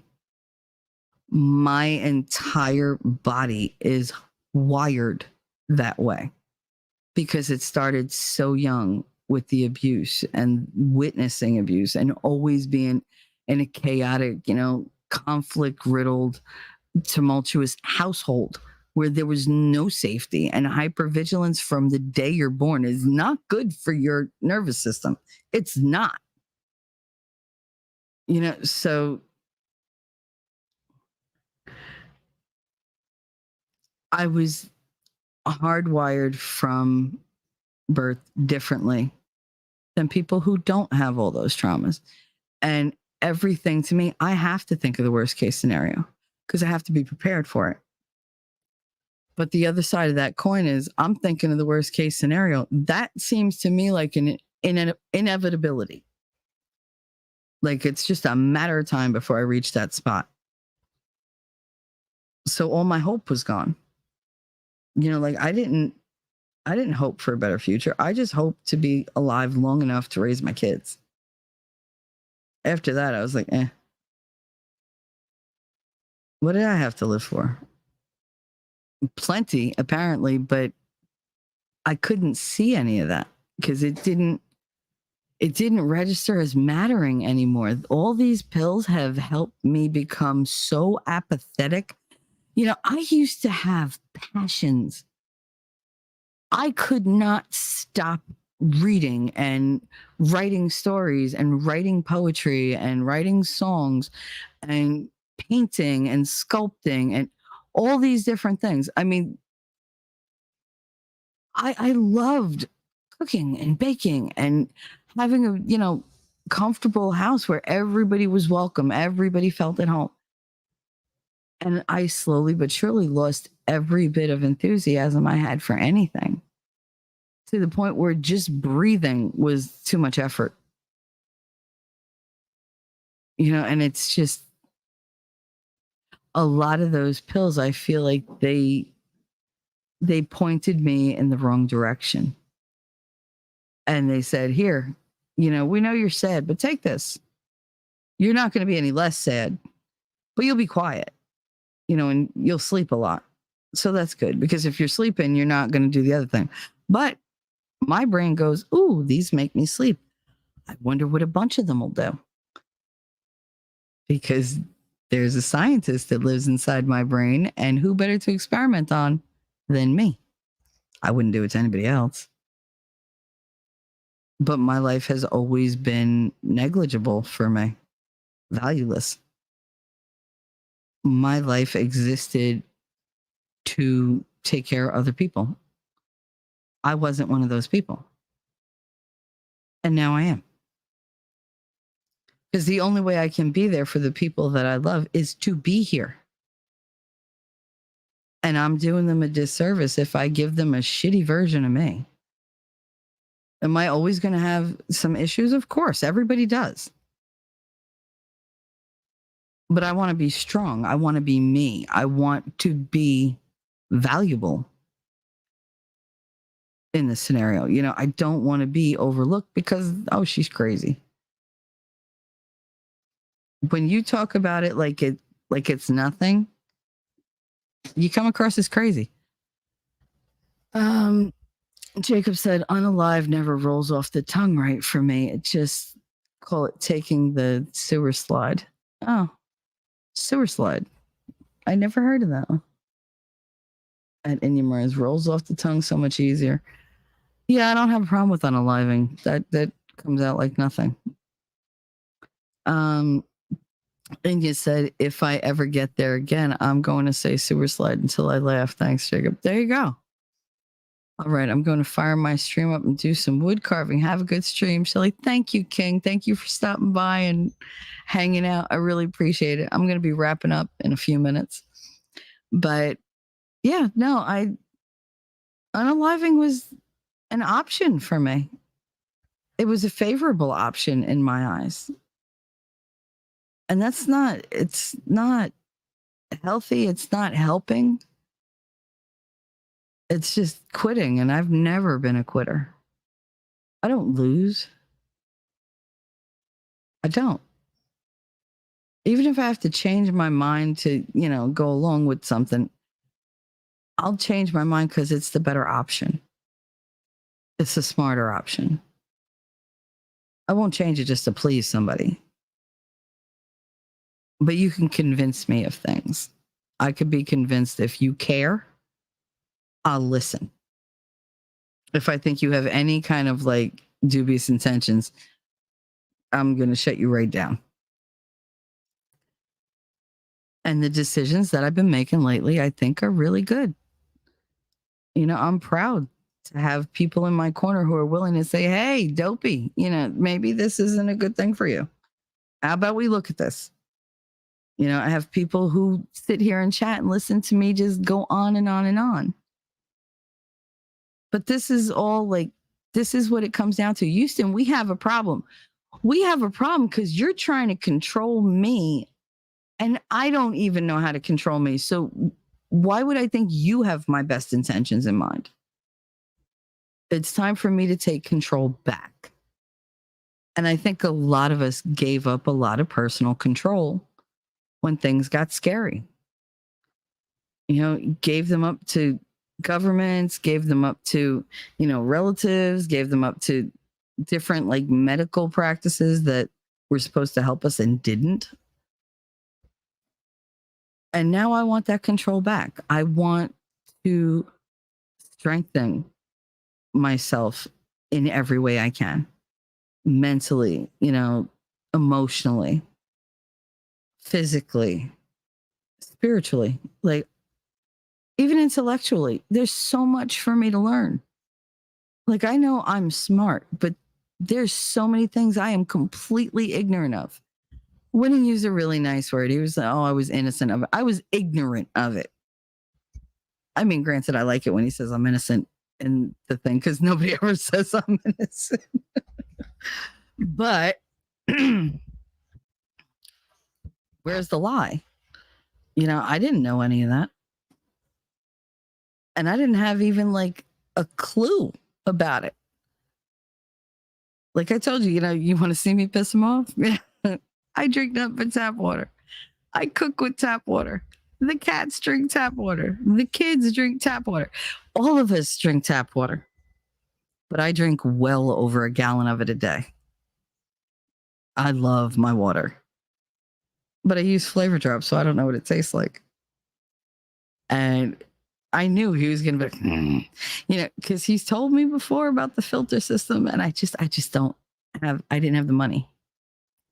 And I have a filter for my sink. My son still has not, you know, installed it. I don't have the arm strength right now to do it because I would have done it 1, 2, 3 when it came, but I can't hold the, like it hurts to hold the wrench and everything else. Same, but I thought we needed fluoride. Oops. That's what I thought. I really did think that. They were like, oh, fluoride, it strengthens your teeth. Okay, so now I figured, okay, like I'm doing my part for my teeth, whatever. Nope. What that did not. Oh, geez. He's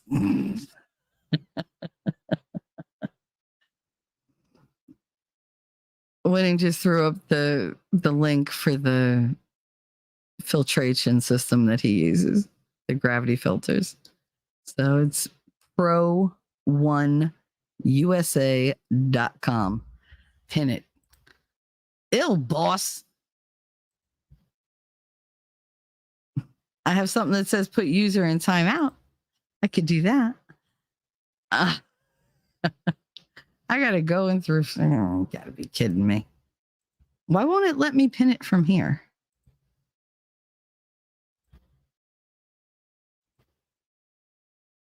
It's weird.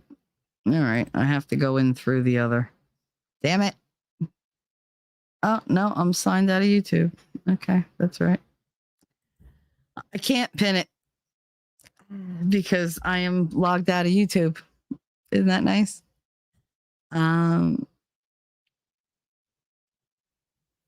Ultimate schizo button pushed. For what? He loves to just bark orders. It's like, yes, okay, yes, master. What is thy bidding, my master? I could be very Darth Vader about it.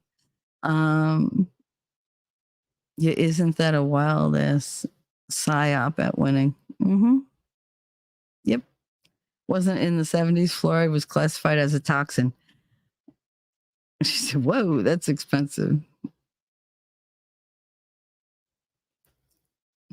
Yeah, he said he's going to go get an affiliate programs going so he can offer discounts. That's what you should do. She said, how do you start a fundraiser? Good girl. Anyway,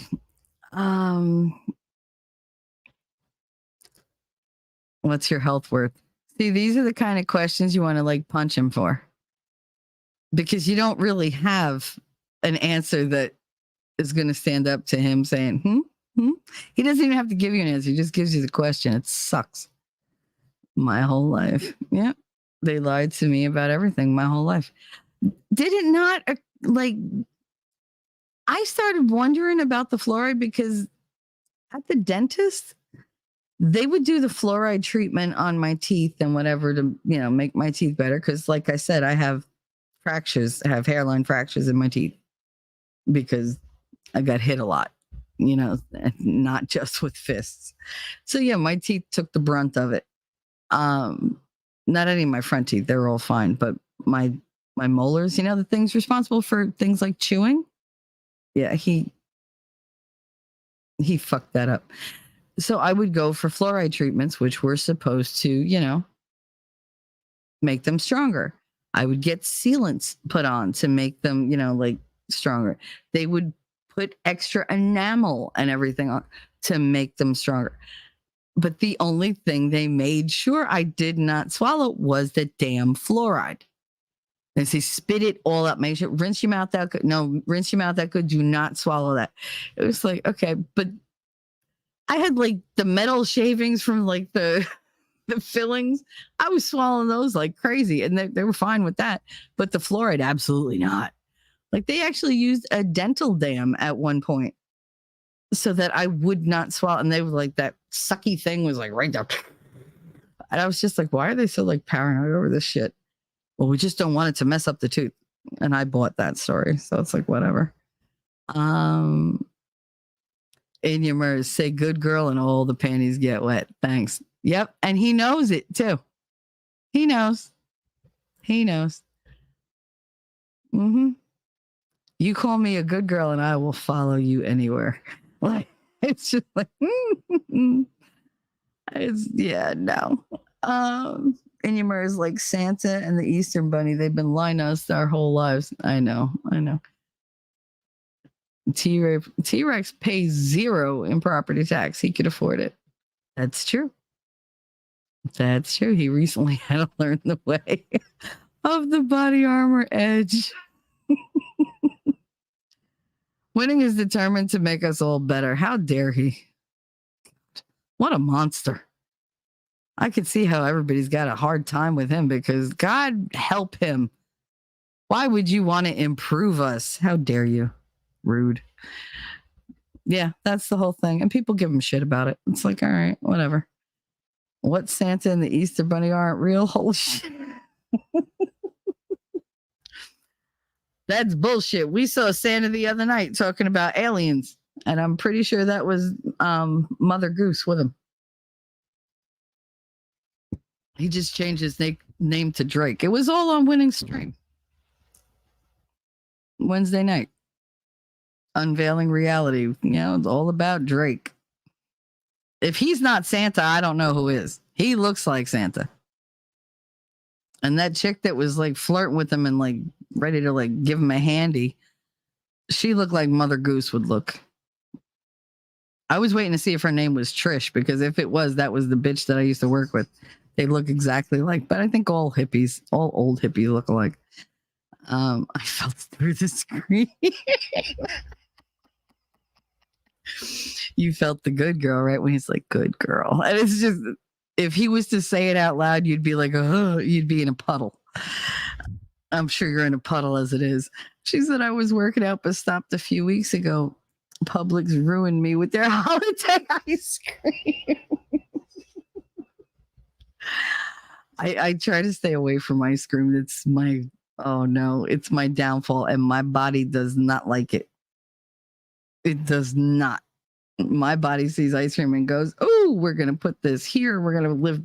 Oh, you want a cone? We're going to put that on your ass. Yeah. You like this?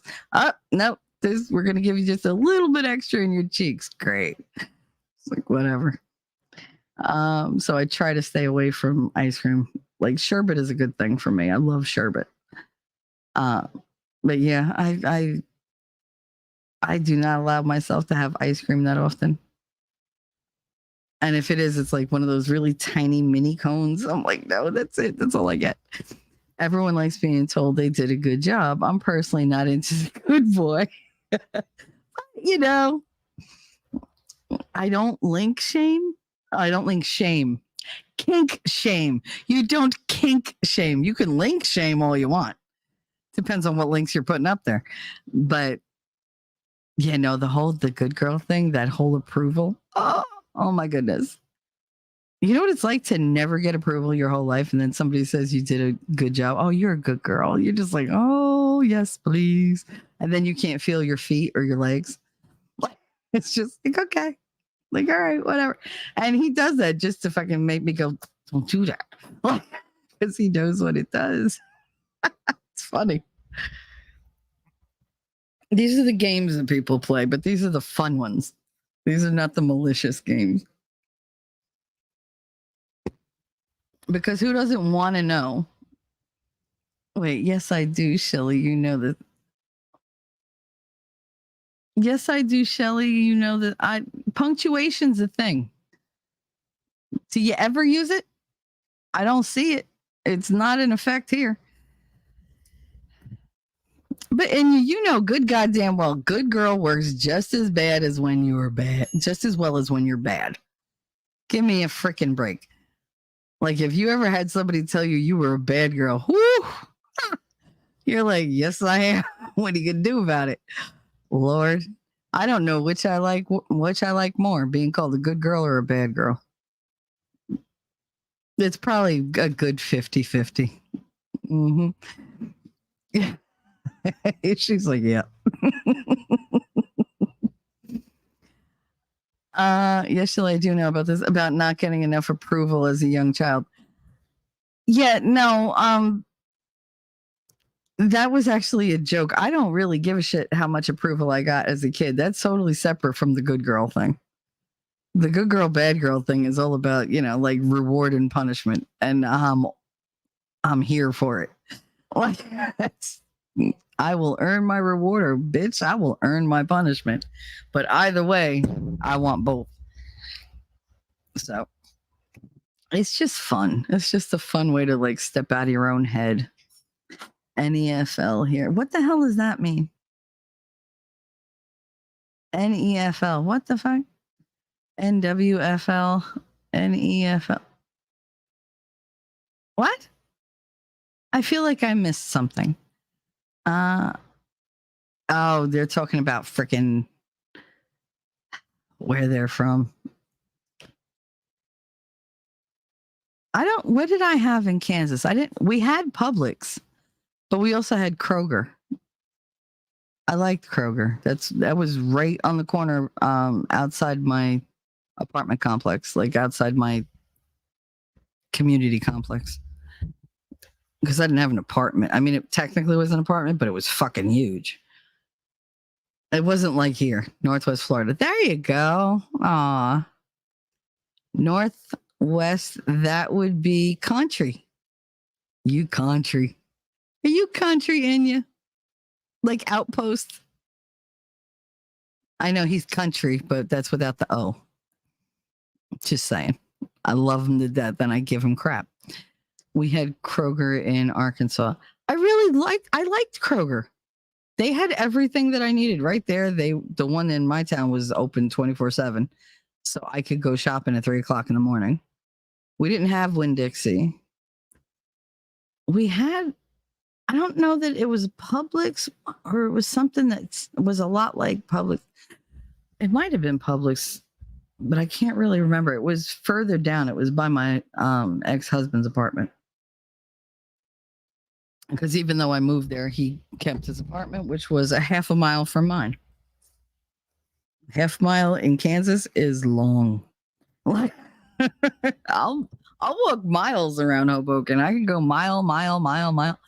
But there, no. Like you walk a half mile, you're afraid like somebody's gonna snatch you off the street, and you're just because you never see people.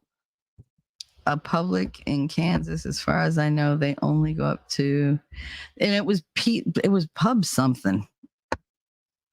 And I can't remember what it was. I lived in Shawnee Mission in Overland Park in Kansas.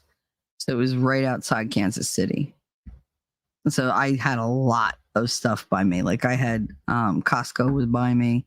I had Sam's Club. I had Walmart. They were all surrounding me. So I never had to go very far to go shopping. And I don't like shopping, which is why I used to go at 3 o'clock in the fucking morning.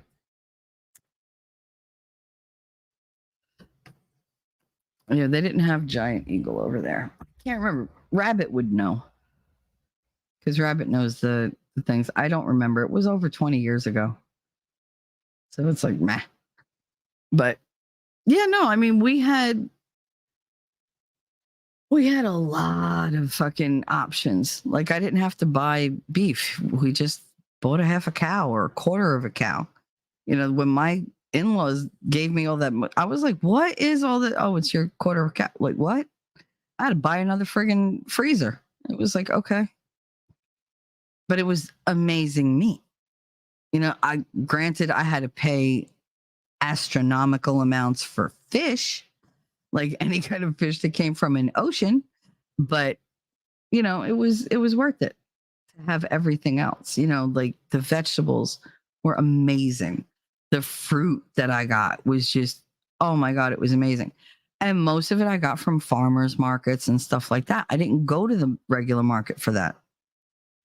And it's different here. When you go to a farmer's market here, you're paying 5-6 times what you're paying in a supermarket. I can't afford that.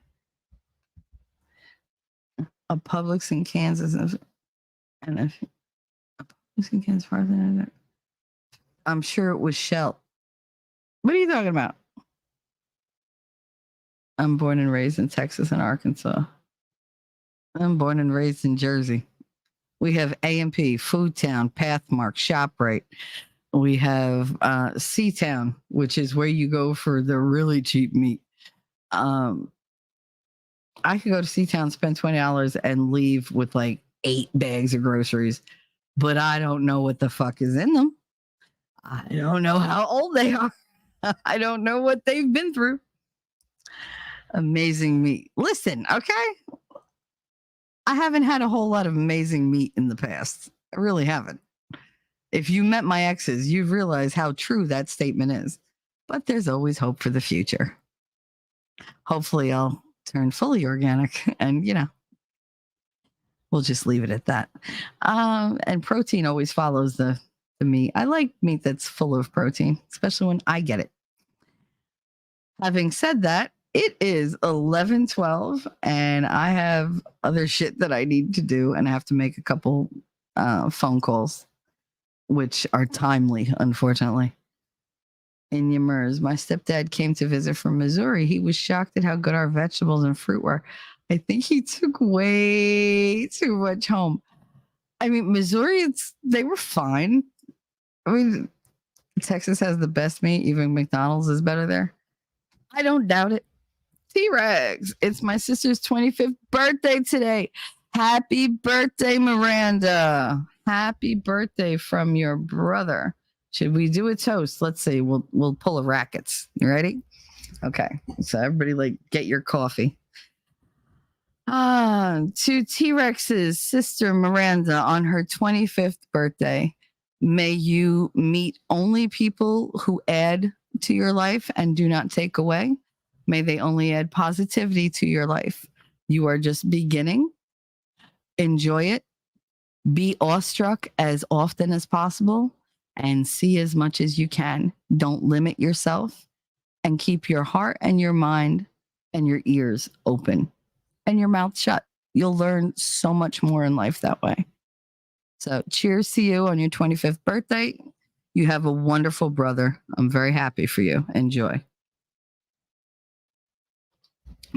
There you go. That was rackets worthy. Not too early for a drink. It's almost noon. No. No, I don't drink. So me having a drink in that regard that's not going to happen. I have enough addictions. Thank you very much. I don't need to add to the things killing me. As I light my cigarette because I don't give a shit. But whatever. Eventually that's got to go too. But I mean, like one shit at a time. Like you take it, I'm getting rid of all the comfort things that I have and replacing them. So everything will be replaced at some point. Anyway, so thank you, T-Rex, for the super chat, and happy birthday to your sister Miranda. I hope she enjoys it.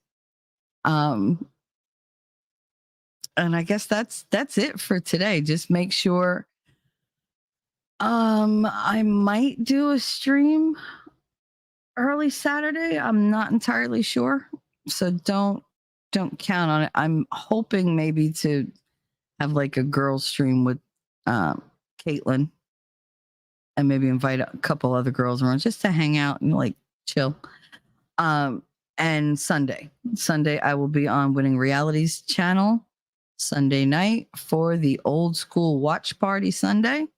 And like he said, we'll be looking at documentaries for GMOs. We'll be looking at documentaries for the seeds of death. We'll be looking into like the water stuff, everything. So everything he talked about for 45 minutes, he gets to rant about on Sunday. And trust me, you want to be there for it because his rants are a thing of beauty. As long as I'm not in his way, I love seeing him riled up. So it's dead sexy. You'll love it. It's hot. So just come on, give us a visit on Sunday and learn a bit about what you're putting in your body. You know, learn about the water and the food and what they're doing and how far we came when we were fighting it before. And then what happened? Like, what do these companies stand to gain? What direction are they pushing us in? Who's buying this? Who's, you know, like trying to do away with that? We're going to go into all of it. We should hang in the Discord channel sometime soon. I'm not YouTube friendly. Girl, you met me. Do you really think that I'm YouTube friendly? I know that bot's like this bitch. Like, it's just like I can't with her. It's like, all right, we're gonna spank you eventually. I like getting spanked. It's okay. So anyway, Sunday night, I believe it's, I want to say 7:30, 8 o'clock, around there. Trust me, the posts will go out. Check the Discord. We put them on like every single Discord. I put them in locals. It's on my Twitter. If you are not a follower on my Twitter, please go to Twitter and follow me so that when I send out these links, you know, you'll get them, because I'll, you know, if you follow me, I'll follow you back. So that's how it works. It's Friday. Everybody enjoy. Go out, get something, you know, really, really good for you to eat. Some nice little treat that you've been waiting on. Treat yourself well, because you're the only you get, you know, and you matter to other people, whether you think you do or not. So get out there and go do what you're supposed to do and take care of you. And until then, Good luck. We're all counting on you. and I'm going to play it only because it'll make him happy. And bye. I deserve good things. I am entitled to my share of happiness. I refuse to beat myself up. I am an attractive person. I am fun to be with. Because I'm good enough, I'm smart enough, and doggone it, people